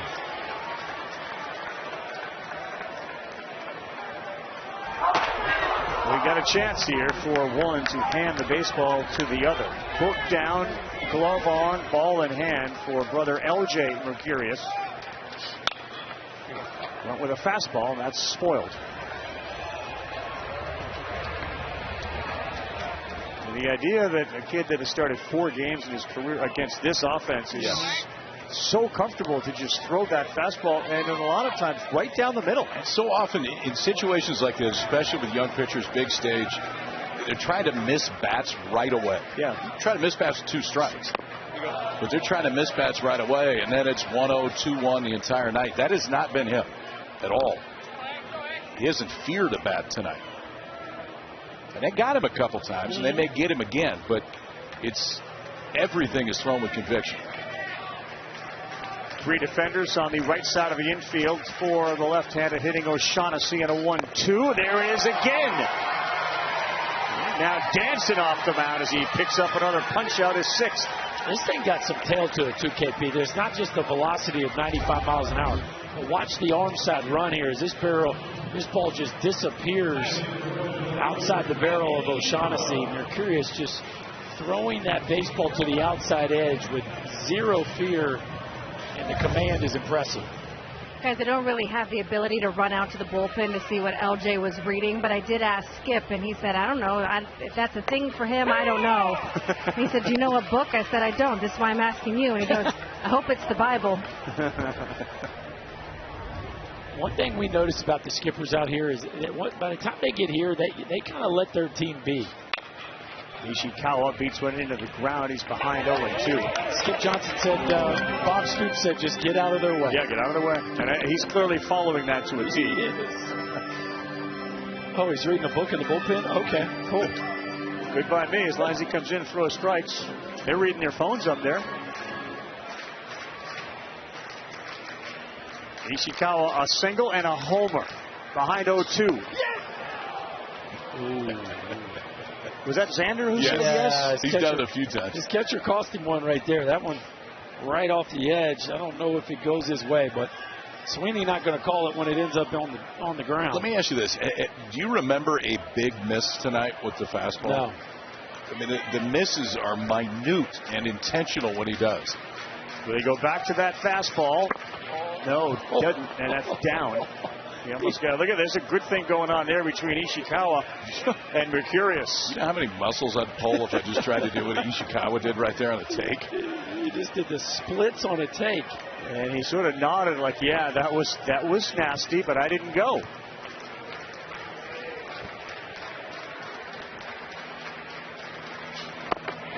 Didi, that time he did, and it's the pitcher who can nod as he heads back to the dugout with his 7th strikeout. Woo! Bring on my other one. This one's doing well. Let's see what the other one's got. Rolling here right now is Xander Mercurius. I don't think he's done yet. No, not yet. Not the way we're rolling. Finish him off with a curveball right there. Back-to-back strikeouts for the freshman who has got it going tonight. We go bottom 6 for those guys. The Oklahoma Sooners looking to go 2-0 here in Omaha. Aoki continues to deal. He gets Jackson Willits to start things off. Willits has one of the 2 home runs hit by the Sooners tonight.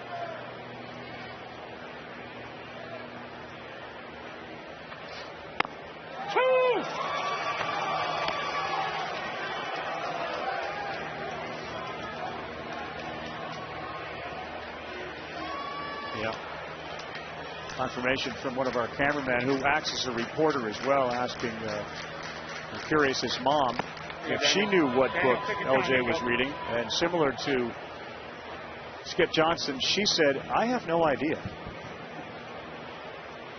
Now she's texting saying, what book are you reading? Your brother is pitching. Can we dial it in a little bit?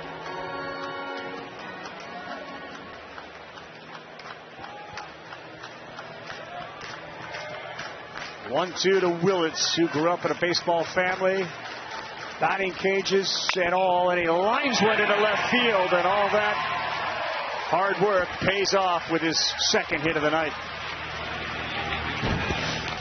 We've talked plenty about the kick change for Caden Aoki tonight, how important it has been. Also, look location, which really is the key with Aoki. If it is down, teams have a hard time getting him, but when they got him, it was elevated.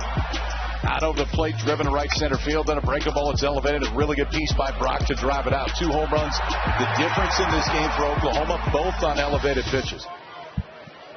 So the leadoff man is aboard for Trey Gamble, and he swings at a wicked one. It's 0-1.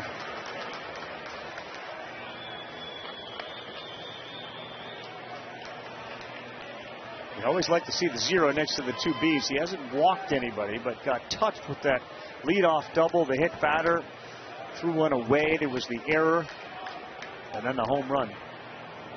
All in the 1st. Oh, time out. Jackson, the catcher, hitless in his last 8 at-bats, all in Omaha. It's his longest drought of the season. Dew factor. It is dewy.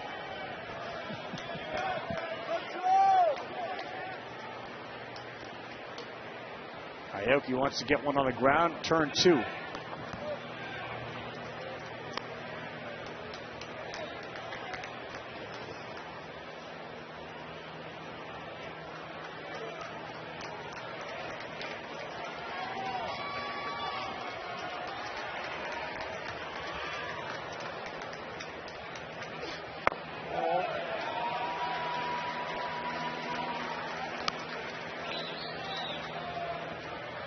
Well, you know Oklahoma wants to try to push the envelope offensively, and they know what their hitters don't swing at, and that Aoki's going to spin the ball. So he likes the curveball against Gamble. He started him off with a first pitch curveball. He's probably going to try to finish him with the curveball. To me, in a 2-2 count right here is a great time to steal. You get that big, slow curveball, it makes stealing second base a lot easier.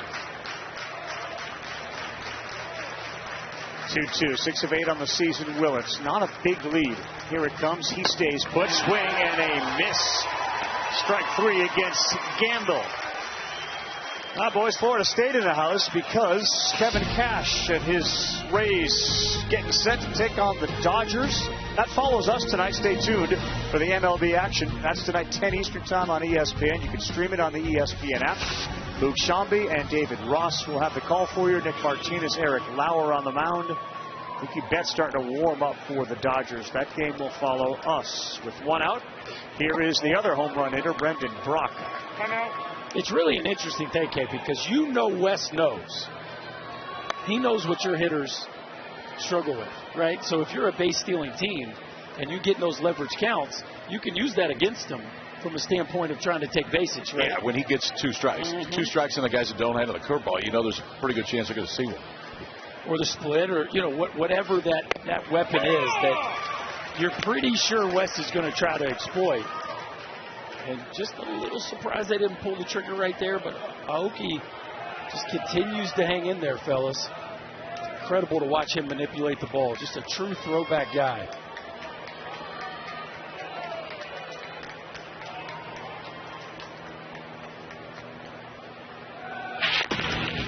Wes Johnson's sister, I mean, he looks like an orchestra conductor sitting behind there, you know, like, okay, let's get things going. Navigated his team to a program-tying 52-win season so far. As Brock gets ready for the 1-1. Willits faked, and that is in there for a strike. It's 1-2.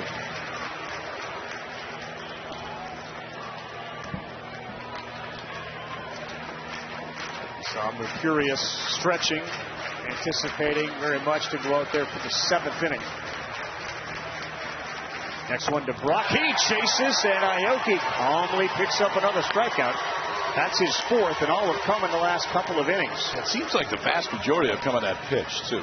It is the OU approach, try to force it up, which is easy to see, and you can see that release where he just kicks that middle finger off and gives us that movement that looks more like a split as a bunch it down right at the last minute. Gyros a little bit to get him even more sink as it goes to home plate. Now back-to-back punch-outs. And now Desan Harris. 0 for 2. Strike 1. For people that are watching and see that, yeah, it looks like a splitter or a knuckleball. How hard is that to throw? Well, seemingly it didn't exist until a couple years ago. I mean, guys have realized, and they do it with guys that have a hard time getting out and really pronate, getting over the top of a changeup, and you can kind of cheat by kicking that middle finger or index finger at release, but it gives it the same movement as a split. It's a very effective pitch. Oh, yeah. And it's not only that it wasn't around, it seems like everybody now has some version of it. It's popular now, that's for sure, and it's popular because it works.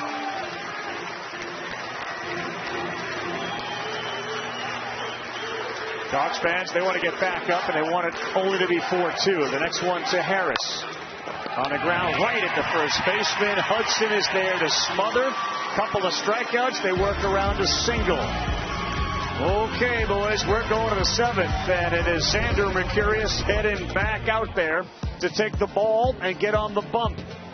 His brother LJ, he may be called on soon to come on in relief. The Mercurius men, center stage here in Omaha. So big number 23 out there on the mound has shown he is up to the moment here in the College World Series. Less than 5 starts in his career. His brother has made significantly more starts, and they have switched positions with one now on the mound and the other coming out of the bullpen. And we very well could see one hand the ball to the other, but I'm not sure it's going to be easy to pry it out of this guy's hands. 6 or more in all 4 starts this season. As he moves to the 7th and continues to throw up and in 91 to start off Ryan Wynn. He'll be followed by Brandon Hudson, who's got a homer, Colby Branch, and if they get there, Ryan Black. 6, 7, 8, 9 in the order in the 7th.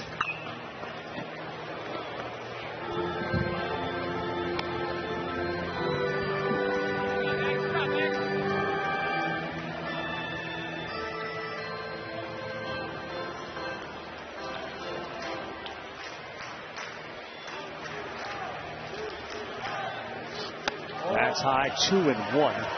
LJ Mercurius has made 19 appearances, and 12 of those were starts. He threw a complete game. His ERA is 4.83 and 72 2/3.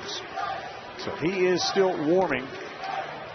As Xander throws, that's the call he gets at 2-2, right at the letters.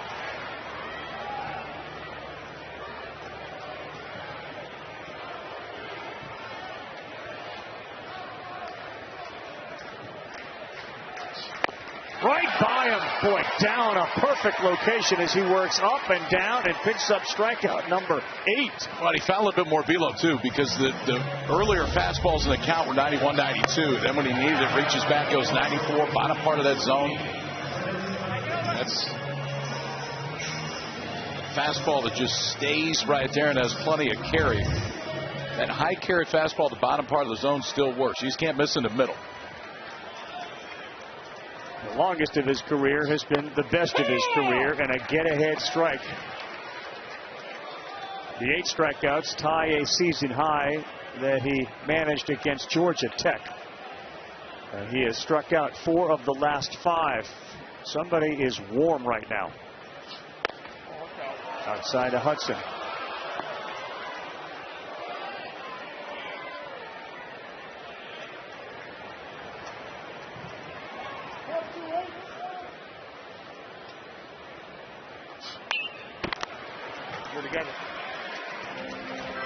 It's been hard to come by from an offensive standpoint for the Bulldogs. But Brendan Hudson got a hanging splitty out over the plate and launched this sucker into left center field. A couple solo homers is all they have, but this is a club that always has a puncher's chance late. They may not against Mercurius. Another one by Hudson. 9 strikeouts. With 4 in a row.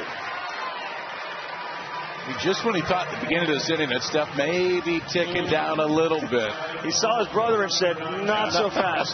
Start reading again. I'm going to be out here for a little bit.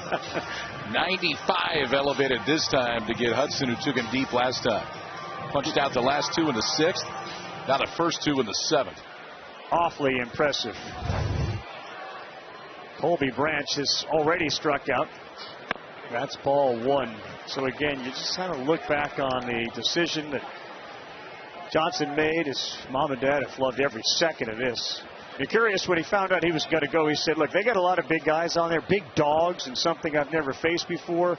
And then he said, I can't wait. Honestly, it's going to be great. And he's been pretty close to great. Well, it is an interesting dilemma. You're about to flip the lineup.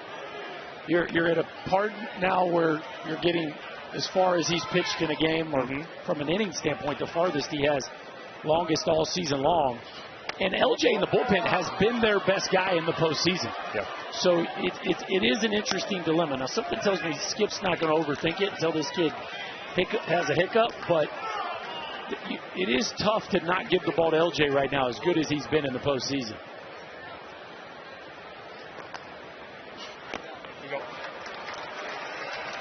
3 balls and 1 strike.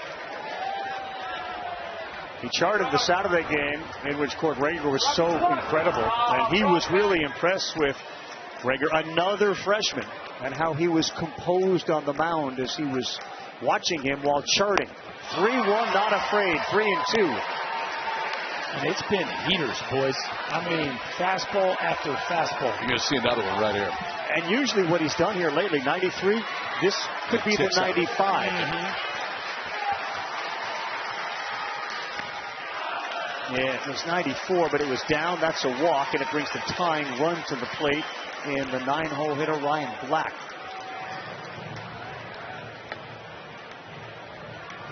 Just his second walk of the night against those 9 strikeouts.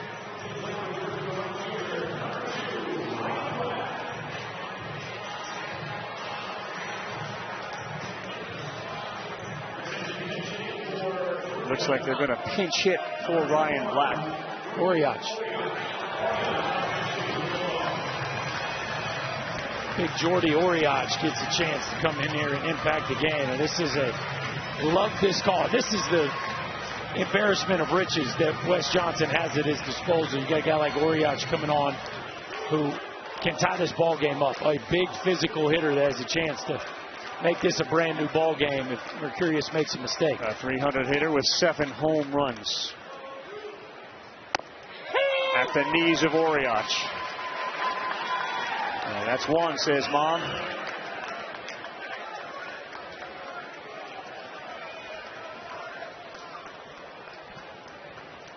May 11th came off the bench, 2 homers. Oriach got one to hit there, but no, it's 0-2. And that's 2, says Mom.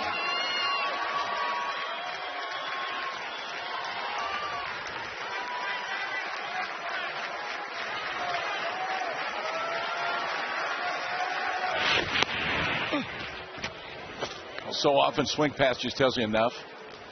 And now take that fastball and push it up in the zone. You got to dare Oriach not to swing at it up there.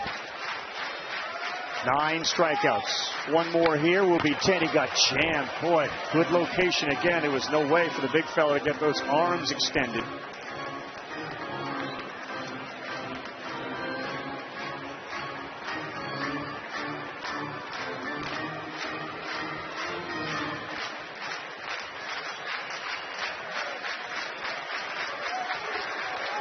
This is his 100th pitch, and he couldn't get it by him. Oriach spoils another. It's a good job catching up to those 2, because the first 2 fastballs Oriach saw, he was late on both. Now he's been able to foul 2 in a row off. That lasted 95. Did you go to off speed right here? I think he's showing something down.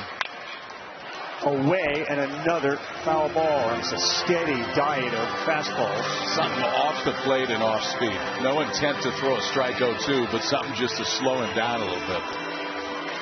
Tremendous theater for Xander Mercurius and Jordy Oriach, a pinch hitter. They're down by 2. College World Series winner of this game improves to 2-0. And this ball is hit well, left field, but it's going to stay in the park for Brock, and Mercurius wins another battle. And that is called stomping off the field and not looking at anyone. I ain't coming out. There's Taki's mom. She's been living and dying on every pitch. Taki in the air to center. That ball is gone! It's gone! Dayton Taki sends Oklahoma to Super Regionals. Man, that's a shot, isn't it? Might be the farthest I've ever hit. 454 feet over a board, if you like that. That was, in the moment, the greatest hit he's ever had. But we're watching the greatest show on dirt and one of the better performances, and we've seen a ton over the years, boys, on this mound. But here you got a freshman who is flushing one of the better offenses we've seen in a long time. And he certainly looks like he is preparing himself to come back out. Yep, he certainly didn't look done. He's in that mode. It doesn't appear that they have told him he's not in the game. I just don't know if you would run him back out there to face the top of the order, because that's who's due up for Georgia. Well, here's Taki. I think it might make you wonder what your appetite to get in a fist fight is. That's what it feels like. No, what it feels like is somebody else go tell him. That's when you grab somebody. You walk down there and tell him. Tell Xander he's done. Yeah.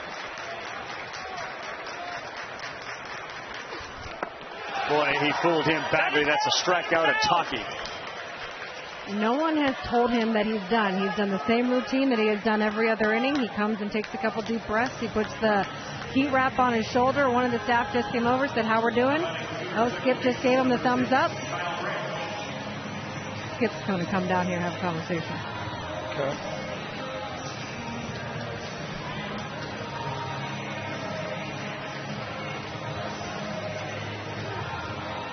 KP, would he tell him, "Hey man, it's your game still, but if somebody gets on, we're going to get you"?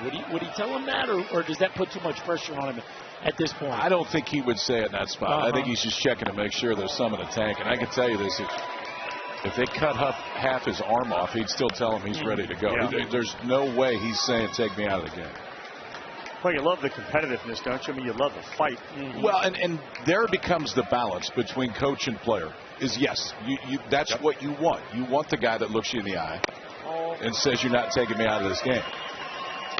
What are your eyes telling you? And I think that's going to be the biggest thing if he heads back out there for the 8th, because you're facing some dudes.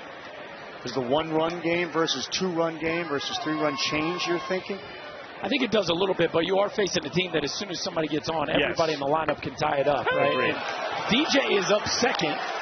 He has had a ton of success against him tonight, but it's still the most dangerous hitter in college baseball. Right. And so it just takes one. This is why these head coaches get paid the big bucks. 2-1, got a call and a close one.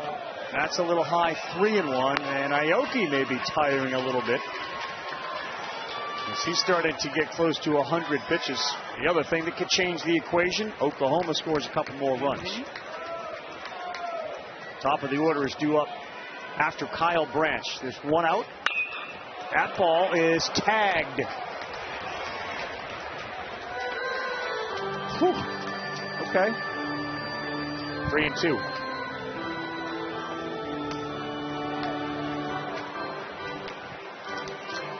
Scott Newman, the better defensive center fielder, is now in center field. Ryan Lujo has moved to right field. And here comes the 3-2. This ball is lifted to left, taking a few steps back. Ishikawa, and he is there, and that's the second out in the bottom of the 7th.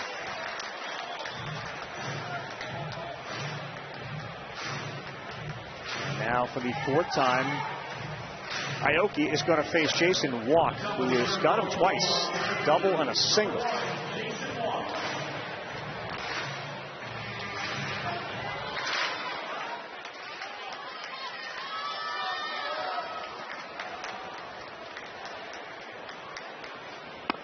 Oof, maybe his best breaking pitch of the night. That may be all he sees this time, too, because Walk's good swings have been on the fastball. The last time was that 2-seamer out of way that he just filleted into left field and doubled off the right center field wall in the first on a fastball. Walk outstanding in center field with a bunch of highlight reel catches tonight. Shined offensively. Takes one down and in, 1-1.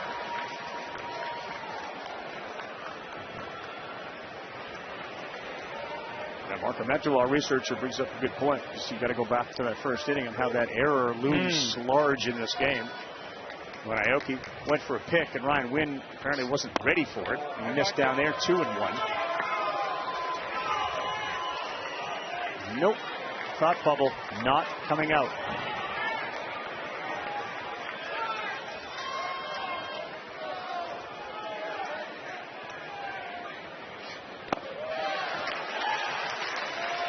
Yeah, just no telling how that inning plays out. But again, that is part of what the Oklahoma offense forces you to do. You're constantly concerned about the run game, throw ball into center field, and it really is. It has. It's changed the whole complexion of this game.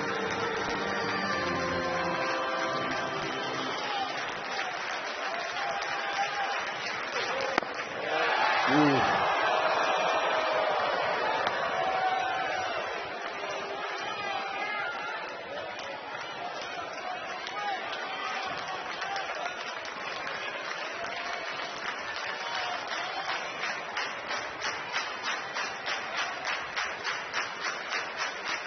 Three-two, two down. Bottom 7, 4-2 Sooners. Aoki delivers and he picks up a punch out.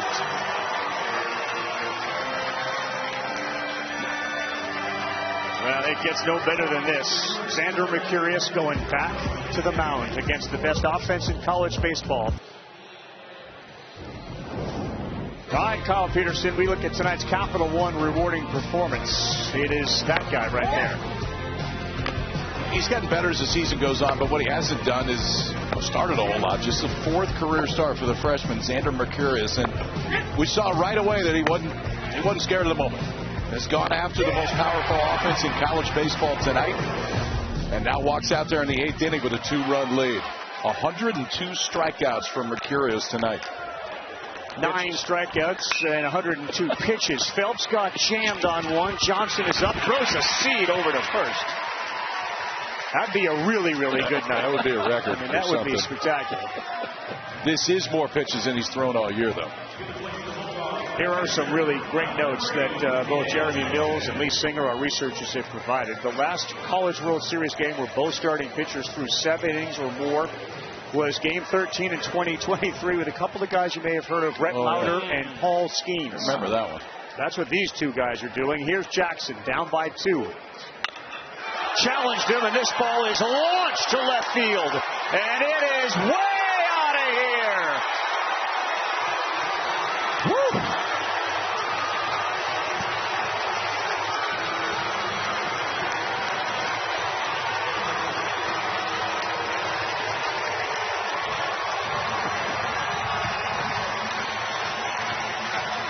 The Rhino is in the building with a 446-foot blast. It's a 1-run game. DJ took that one personal, boys. He got blown away with 3 heaters last AB. Not this time. That's what it looks like to be ready for a fastball. And I think he let out a little bit of frustration right there. You haven't seen a lot of smiles. You love the fight, you love the challenge, but that was just one too many against Daniel Jackson, who he had struck out twice. And Skip Johnson makes his way to the mound.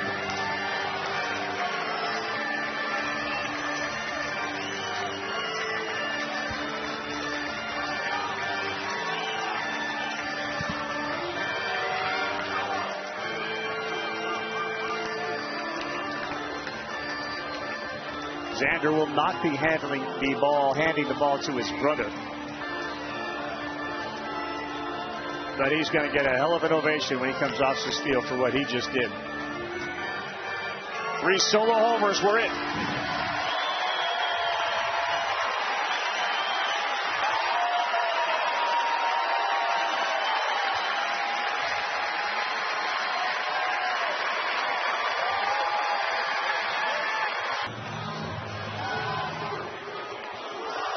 Xander, like the rest of us, going to watch how this game plays out. 1 out, top of the 8th, a 1-run game. Jackson Cleveland on his first pitch. A breaking ball lands in there for a strike. 25th appearance for Cleveland ties him for the team lead with Jason Bowden. He's been a journeyman as a collegiate North Central Texas, Lamar University, to the University of Miami. 0-1, and that one was hung in the middle, but it's fouled straight off by Ryan Lujo. Kind of been the anointed closer. 8 saves as tops on this Oklahoma team. It's a low 90s fastball. 2 different breaking balls. You can see him gripping that split. He doesn't throw it a ton. Not a giant amount of swing and miss for a closer when he comes in as the freshman looks on. Leaves with a 1-run lead. On an 0-2. And a liner into left field. He watches it. He thinks about 2. He puts the brakes on. Lujo is aboard, and the go-ahead run is coming up. So, boys, if you go back to DJ's previous at-bat, he gets blown away with a heater, and Mr. Mercurius had a little something extra at the end of it. And I don't think DJ forgot that. He goes up there and ambushes the first pitch heater. And you talk, that's the old school Scotty Rowland right there. Put your head down. I know where that one ends up. Some frustration let out, and DJ wins the last round in that fight. But Xander had a couple wins himself. He did. He had plenty of wins tonight. Pinch hitter is Jack Arcamone. 449 for Langford, man. 447 since 2023. Mentioned the number of comebacks that we've seen from the Bulldogs.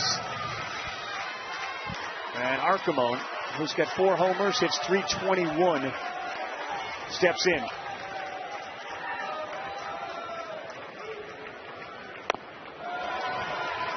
So they did this in the SEC tournament when Michael O'Shaughnessy was struggling. They gave Jack Arcamone a start, and he rewarded him with a really nice stretch of baseball.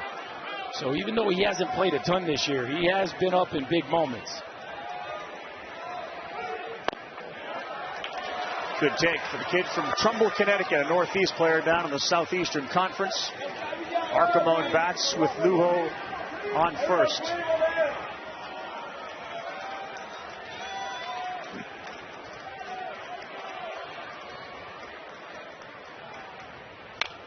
Hanger slow roller pulled foul.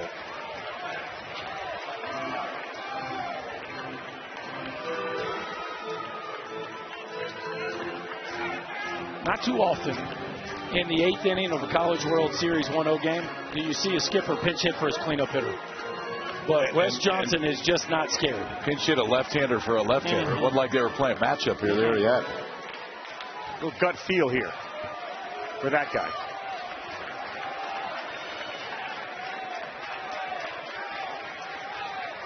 Cleveland ready, comes with it. This ball is lifted up in the air on the infield. Second out. Good off-speed pitch, got him way out in front of it. For the latest news, insight, and in-depth analysis from the 2026 College World Series, we invite you to visit NCAA.com. It's your official online home for all NCAA championships.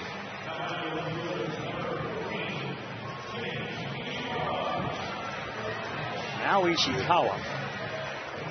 Lujo's got 13 stolen bases. This is a terrific bat-to-ball guy. Mercurius struck him out the last time. Ishikawa had a single and a homer his first time up, and he looks at a strike one.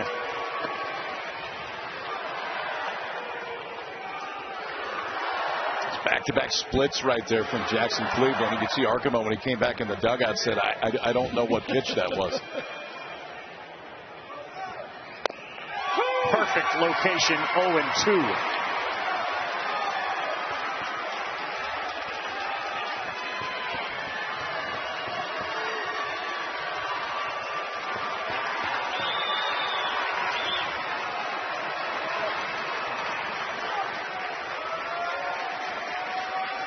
Very good two-strike hitter.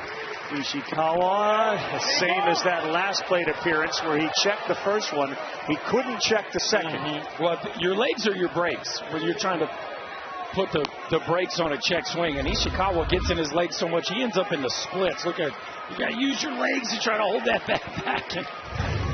Yeah, he is fun to watch, isn't he?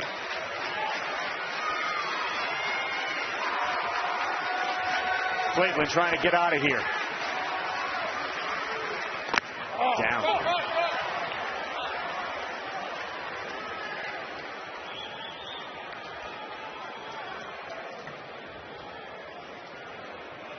That one caught Kevin Sweeney in the hand, maybe? Yep.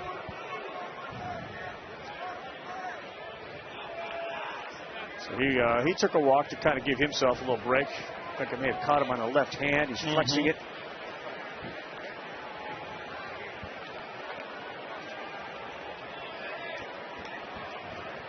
.447-foot home run off of that guy. And the wheels are spinning in everybody's head right now. Team's trying to go 2-0, get the upper hand in this College World Series. Fantastic battle tonight.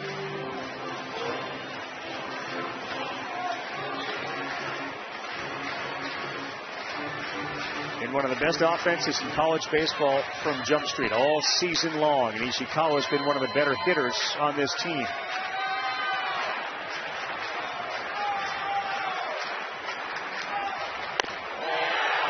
Close. What a good job by LaChance, the Canadian behind the plate to try to frame it, but he didn't get it. Now back to the split. You would think. I think they're trying to elevate fastball right there for two reasons. One, see if he can get some chase, but two, elevate the eyes a little bit. He has leaned on that split since he's come in. The outfield is very deep. Next one, that's too high, it gets by, and to second and staying there. A recovery by LaChance. Lujo looked, but he is staying at second. And that was the split, and that one just squirted out of his hand. Yeah, I think that's one of those two. You try to throw the daylights out of it, and it just slips out of your fingers when you go. And that it's not easy for a catcher to catch because you don't catch that pitch very often. That's the one that flutters on them when they get. You can see release and that side-to-side split spin. It's just not a spot that LaChance has to go try to corral one very often. I don't know how you can see this, or if you're peeking when you run it, you got to tell me. But if Lujo saw it and was full speed, he had a chance. Yes, he did. Do you take that chance there? Probably not. Probably not with 2 outs. No. Which sets the stage for Ryan Wynn. who is 1 for 3 with a double. He is one of the better hitters on the team with runners in scoring position with a .419 average, 18 for 43. In fact, he is the best by average hitter on this team with runners in scoring position. Lujo is the tying run at second base.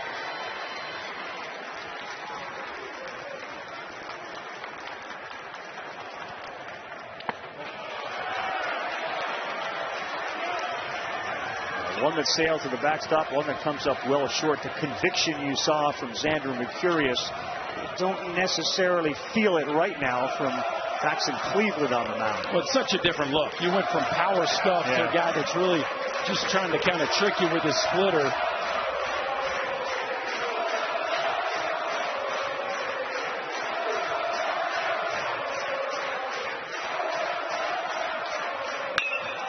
This one is to right. This is deep. Back goes Harris. He's at the track. He stops, and he makes the play to end the threat. But we head to the bottom of the 8th, and we got ourselves a dandy tonight. 4-3 Oklahoma. Stay with us, folks. There's a couple more chapters left in this one. The Rhino makes it a one-run game. The NCAA Men's College World Series presented by Capital One. What's in your wallet? Got a little launch pad going tonight. Jackson Willits got it all rolling with a 3-run home run. Georgia's blasted 29, Oklahoma 21. Hanging with them. The most impressive shot by the Rhino. Daniel Jackson, 447 feet. Horns are out, tarps are off. We are locked to the bottom of the 8th. This ball is lifted to left field. Camden Johnson, into the glove of Ishikawa, and Camden Johnson, the second hitter, is retired as Aoki comfortably into the 8th. And speaking of comfort. So think of all the things Aoki's done for him tonight. One, he's given him a chance. He gets this far. The other thing is if they get beat, they're coming back in a day. And that bullpen with a day's rest. No, I'm saying they've used 2 pitchers. That's my point. Yeah. That's the bullpen has not thrown a pitch yet in this College World Series. Ball 1 to chance. Bottom of the 8th. Oklahoma jumped out to a 3-0 lead. Georgia got 1 back, and they immediately answered to make it 4-1. It was 4-2 in the 5th and 4-3 in the 8th. Big power at the plate in LaChance on a 1-0. It's 2-0.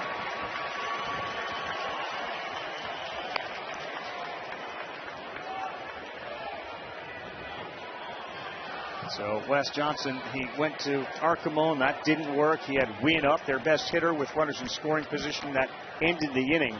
7, 8, 9 are due up in the 9th for Georgia. LaChance, big swing and a breeze by. It's 2-1.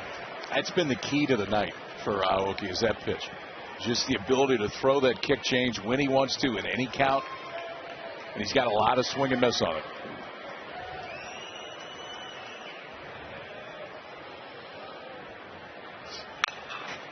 Beaten into the ground in the hole. Phelps has it. Fires. That's offline. Good effort over there by Hudson, but Phelps did not make an accurate throw on an acrobatic play. You got to know your runner.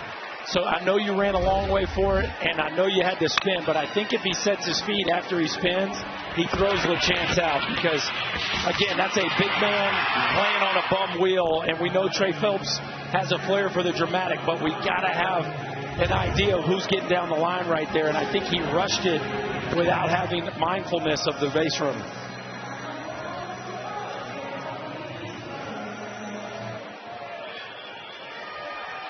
And now the dangerous Jackson Willits, a homer and a single tonight. They could use some insurance, up by 1 against Georgia. Underneath it and back out of play. This was the first one. This wasn't 447 feet, fellas. No, but it was enough. How about 380 feet, just over the right center field wall. A sinker that didn't sink. It gets hit into the seats, and the Sooners struck first, and boy, are they glad they did, clinging to a 1-run lead. How about a 424 batting average in the tournament?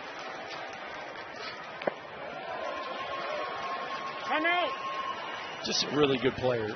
Maybe not the budding superstar that his younger brother Eli appears to be, but it would not shock me in the least if Jackson Willits becomes a really nice player at the professional level. He checks all the boxes. Switch hitter, hits the best pitching. You know he can play in the middle of the infield.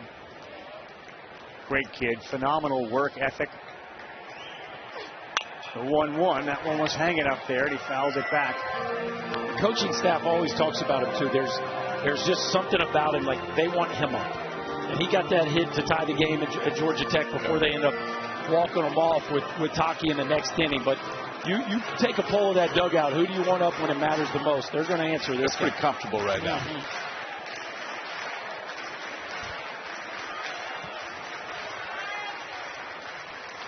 The 1-2. And it hits it line in a corner. It goes. And LaChance on that bum leg will not be able to move. Boy, it was hard to watch him get to second after he ran hard to first. But another big hit for Willits, his third of the night. It's first and second. I'm just a little surprised with pitch selection right there. I mean, they go fastball and it's center cut. I mean, obviously it's a much easier pitch for Willits to handle right there. But that kick change has been so good, and you know with LaChance, you're not taking any chances right there. Just put the brakes on, stand at second base. But OU's got something going here in the 8th. Does Skip Johnson think at all about pinch running? You do have Brendan Brock, another great catcher on your roster. And, you know, you already have the lead, right? So you put a pinch runner in at second base, you potentially go up 2, and you play the best defense you have left with Brock behind the plate and put somebody that can run out and left. It's certainly a thought. And how much longer does West leave Aoki in with 114 pitch on the way? Gets away. LaChance cannot take that chance. And he retreats to second, but it's 2-0.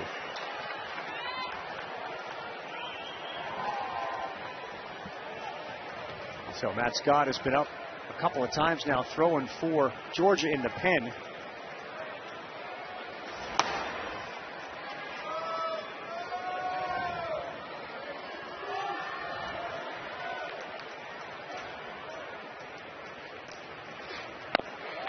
One has landed.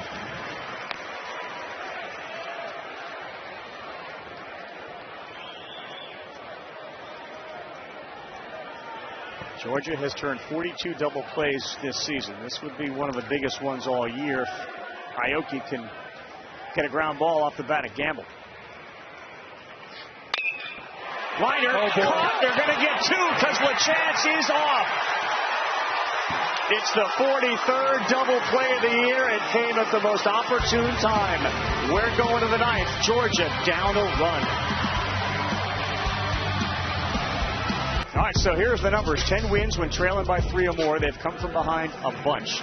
They're 3-0, Georgia, in one-run games. Oklahoma 4-1 in one-run games.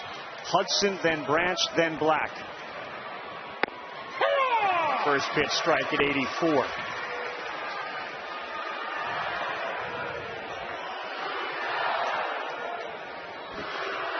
A solo home run that came in the 5th. Feels like if you're Georgia, you can pretty much eliminate the fastball right now. I mean, it is off speed. It's changeup, splitter, curveball right there. The fastball's been more show me to this point as opposed to anything that he's trying to get somebody out with. 2-1.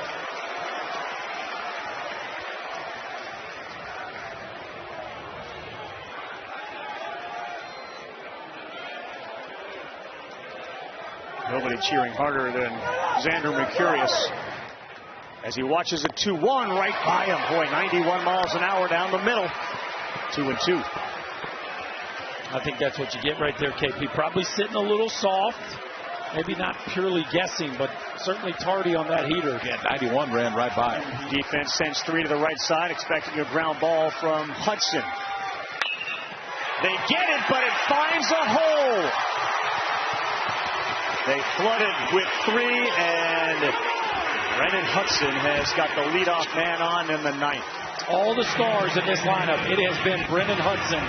Come up with hit after hit after hit. A couple more tonight. Leads this team in postseason batting average, and yet another clutch swing of the bat right there to get it started here, down a run in the ninth.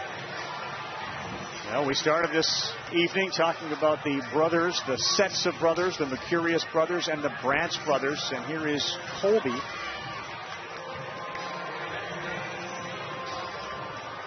The Branch parents, obviously with rooting interest on both sides. And shirts to reflect that, Carey and Rusty. Are we going to get a pinch runner here? Yeah, it looks like it.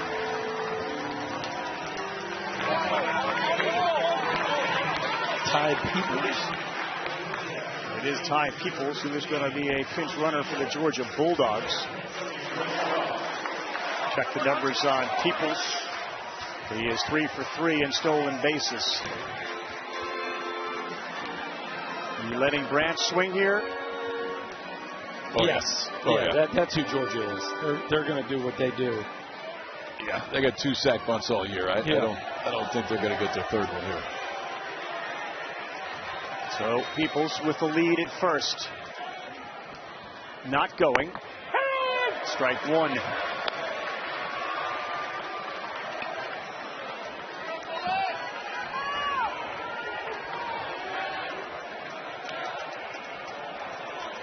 What do we do? We got one son on the field. We got one at the plate. And that is full foul, and Cleveland works ahead 0-2. He got away with one right there. That was a split that was sitting middle. Kobe Branch just came right over the top of it. And he throws it split a ton to lefties. He has not thrown it nearly as much to right-handers because the outcome hasn't been nearly as good. Branch a little bit out in front, now in an 0-2 hole. Cole Johnson's moved into the on-deck circle, was a pinch hitter. 0-2, Peoples doesn't go, sails high, a little more velocity at 93.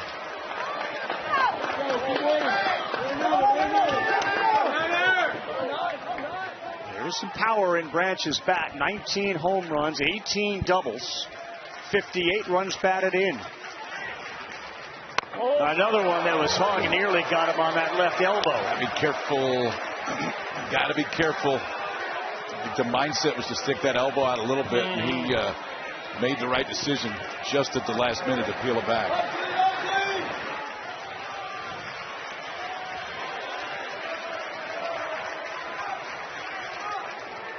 Oh, he got underneath it. A big strikeout there for Jackson Cleveland on one up in the zone.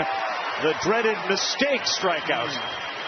Yeah, it's this slider that when you let it go, you're not real happy where it's going to end up. But I think it just fooled Branch. He was expecting that ball to come down a little bit in the zone. For Jackson Cleveland, giant spot right there. I mean, not exactly the way you wanted to do it, but the outcome is exactly what he wanted. So Ty Peoples stays at first base, the pinch runner. And they go with the pinch hitter, Cole Johnson. He is a freshman with .310 batting average on the year. Couple of homers, 13 runs batted in. Ball strike 1 on the corner.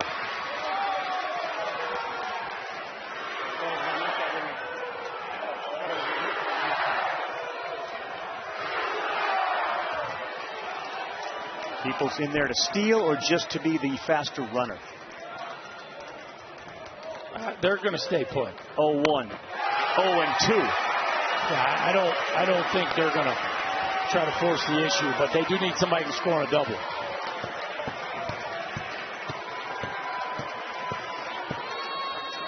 Jackson Cleveland came on in relief for Xander Mercurius as they try to land this one. The 0-2 is coming to the 9-hole hitter, Johnson.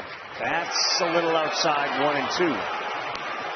Like the intent. I mean, that last fastball was up that Johnson swung right through. They tried to go right back to it. That was just too far off the plate to get an offer.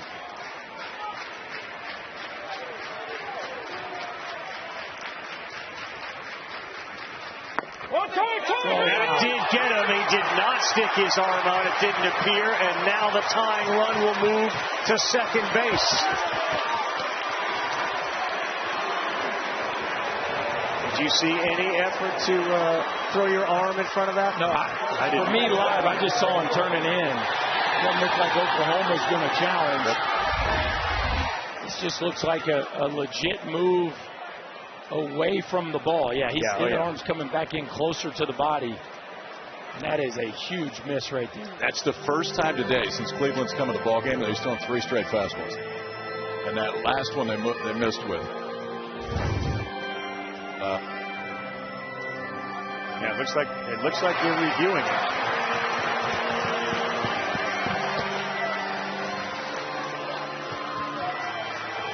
Scott, just to clarify, this looked like an umpire review as opposed to a challenge. Did you see either one?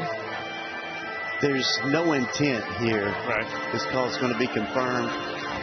I did think they challenged it. I didn't see it. I didn't see it. Wouldn't they announce it, Scott, that there's a challenge? Yes. I think they're having a hard time with this microphone. That's the issue. So he may have said it. We may not have heard it. I just didn't see any movement on the Oklahoma dugout. Yeah, I got you. Reason for saying that is if you challenge it and you lose it, I think they're out.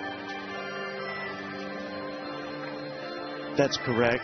In our game at this point, it's almost a moot point because they're going to go on anything close anyway. Okay. See if it's working. After video review, the call on the field of hit by pitch is confirmed. Oklahoma loses the challenge. They have 1 minute. All right, boys and girls, we are now set to have the enigmatic and full of flair Trey Phelps step to the plate for Georgia. Johnson is going to come out.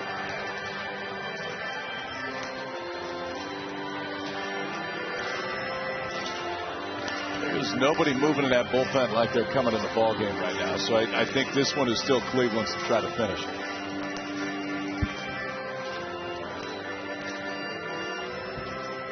So Phelps, who has got a hit tonight, but is mired in a slump. The last one was a ground ball to third. The hit was a single, which sometimes can get a guy out of it. But he's been really good all season, like this team has, with runners in scoring position. And the biggest run out there is at second base. He's a .350 hitter with runners in scoring position. Now look, if you're Wes Johnson, I know you'd rather have the lead. But you got Phelps and DJ up with the game on the line in the ninth. I think you'll take your chances with this scenario. And 2 guys on. I mean, it's for this offense that when we talk about them, those are the 2 guys you talk about first. Those are the 2 guys you're going to see right here. Now, similarly, a ground ball. Phelps is very fast. He's a difficult guy to double up. So we're going to get a big offensive timeout on the first base side. What's the conversation here? They're going. I love how they do 2 different meetings here. Wes and Ammirati talk to the base runners, and then Will Coggin talks to the hitters. So there's 2 different conversations. What are we going to do with the ball in play? What are our reminders? Freezing on a line drive. Right. We're talking about the outfield depth. We're talking about the chances. Who can throw in the outfield, all that kind of stuff.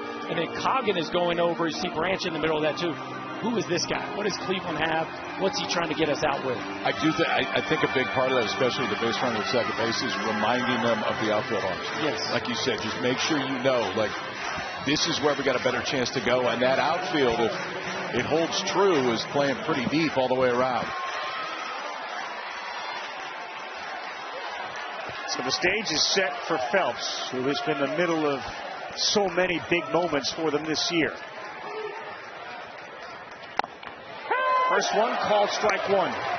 You said it, KP. Brendan Brock has no thoughts of throwing anybody out in left field. I mean, he is playing behind normal depth. Right? They are playing to not lose the lead more so than allowing the game to be tied up. Peoples leads off second. He's the pinch runner, and the 0-1 to Phelps. Got one to hit, and it is pulled foul. And again, Cleveland has worked ahead. He finds himself 0-2 with Daniel Jackson, the likely Golden Spikes Award winner, the Buster Posey Award winner. He's won them all. He's got a homer and traveled .447. Will they get a chance to get him up?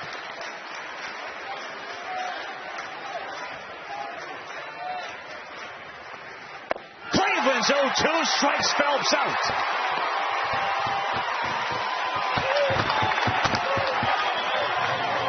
Here comes the man who has put up historical numbers in this 2026 season. Daniel Jackson to the plate.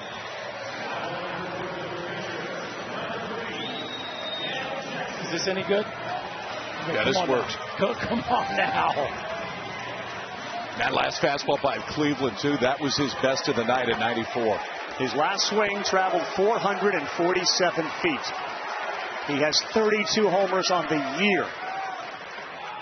And the first pitch in the dirt, people stays at second base.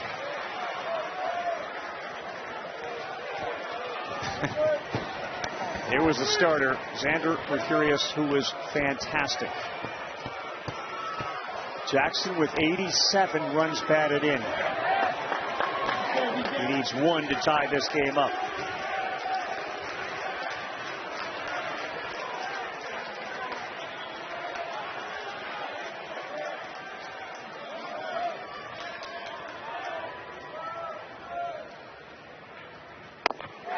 That's a good pitch. You thought about it.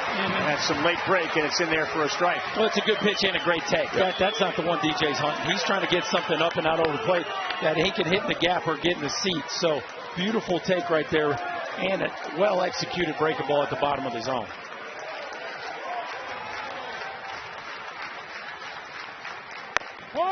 Inside, did he go? No, he didn't. It goes 2-1.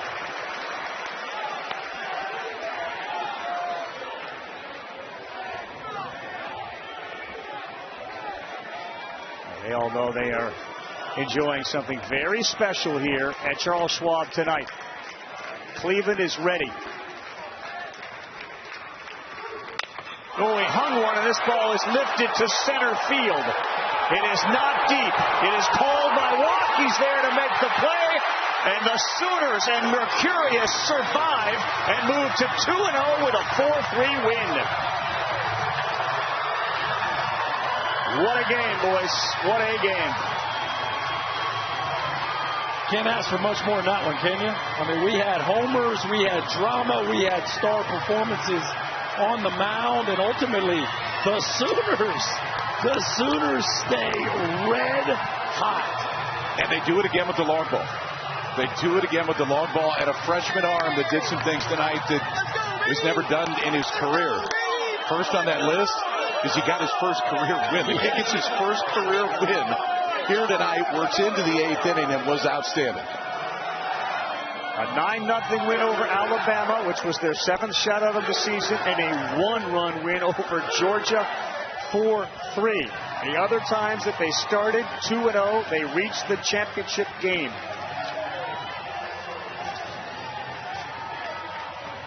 I don't think you can say enough about Xander Mercurius, and boy, how close was Jackson? Yeah. This thing is sitting there. This was not the best breaking ball Jackson Cleveland's ever thrown. He got lucky that it didn't break another couple inches, because DJ Swain, look at that look. He knows he missed it by a centimeter, and Oklahoma wiggles out of a really interesting one. And boys, we got Texas and Georgia. Yeah. With the Sooners waiting for the winner. Yeah. You got to get them twice. They have to beat Oklahoma twice. Going to have to beat Carolina twice. Heck of a job. He stuck with Xander Mercurius as long as he could. He didn't go to his brother, but he went to that guy who picks up his 9th save of the season.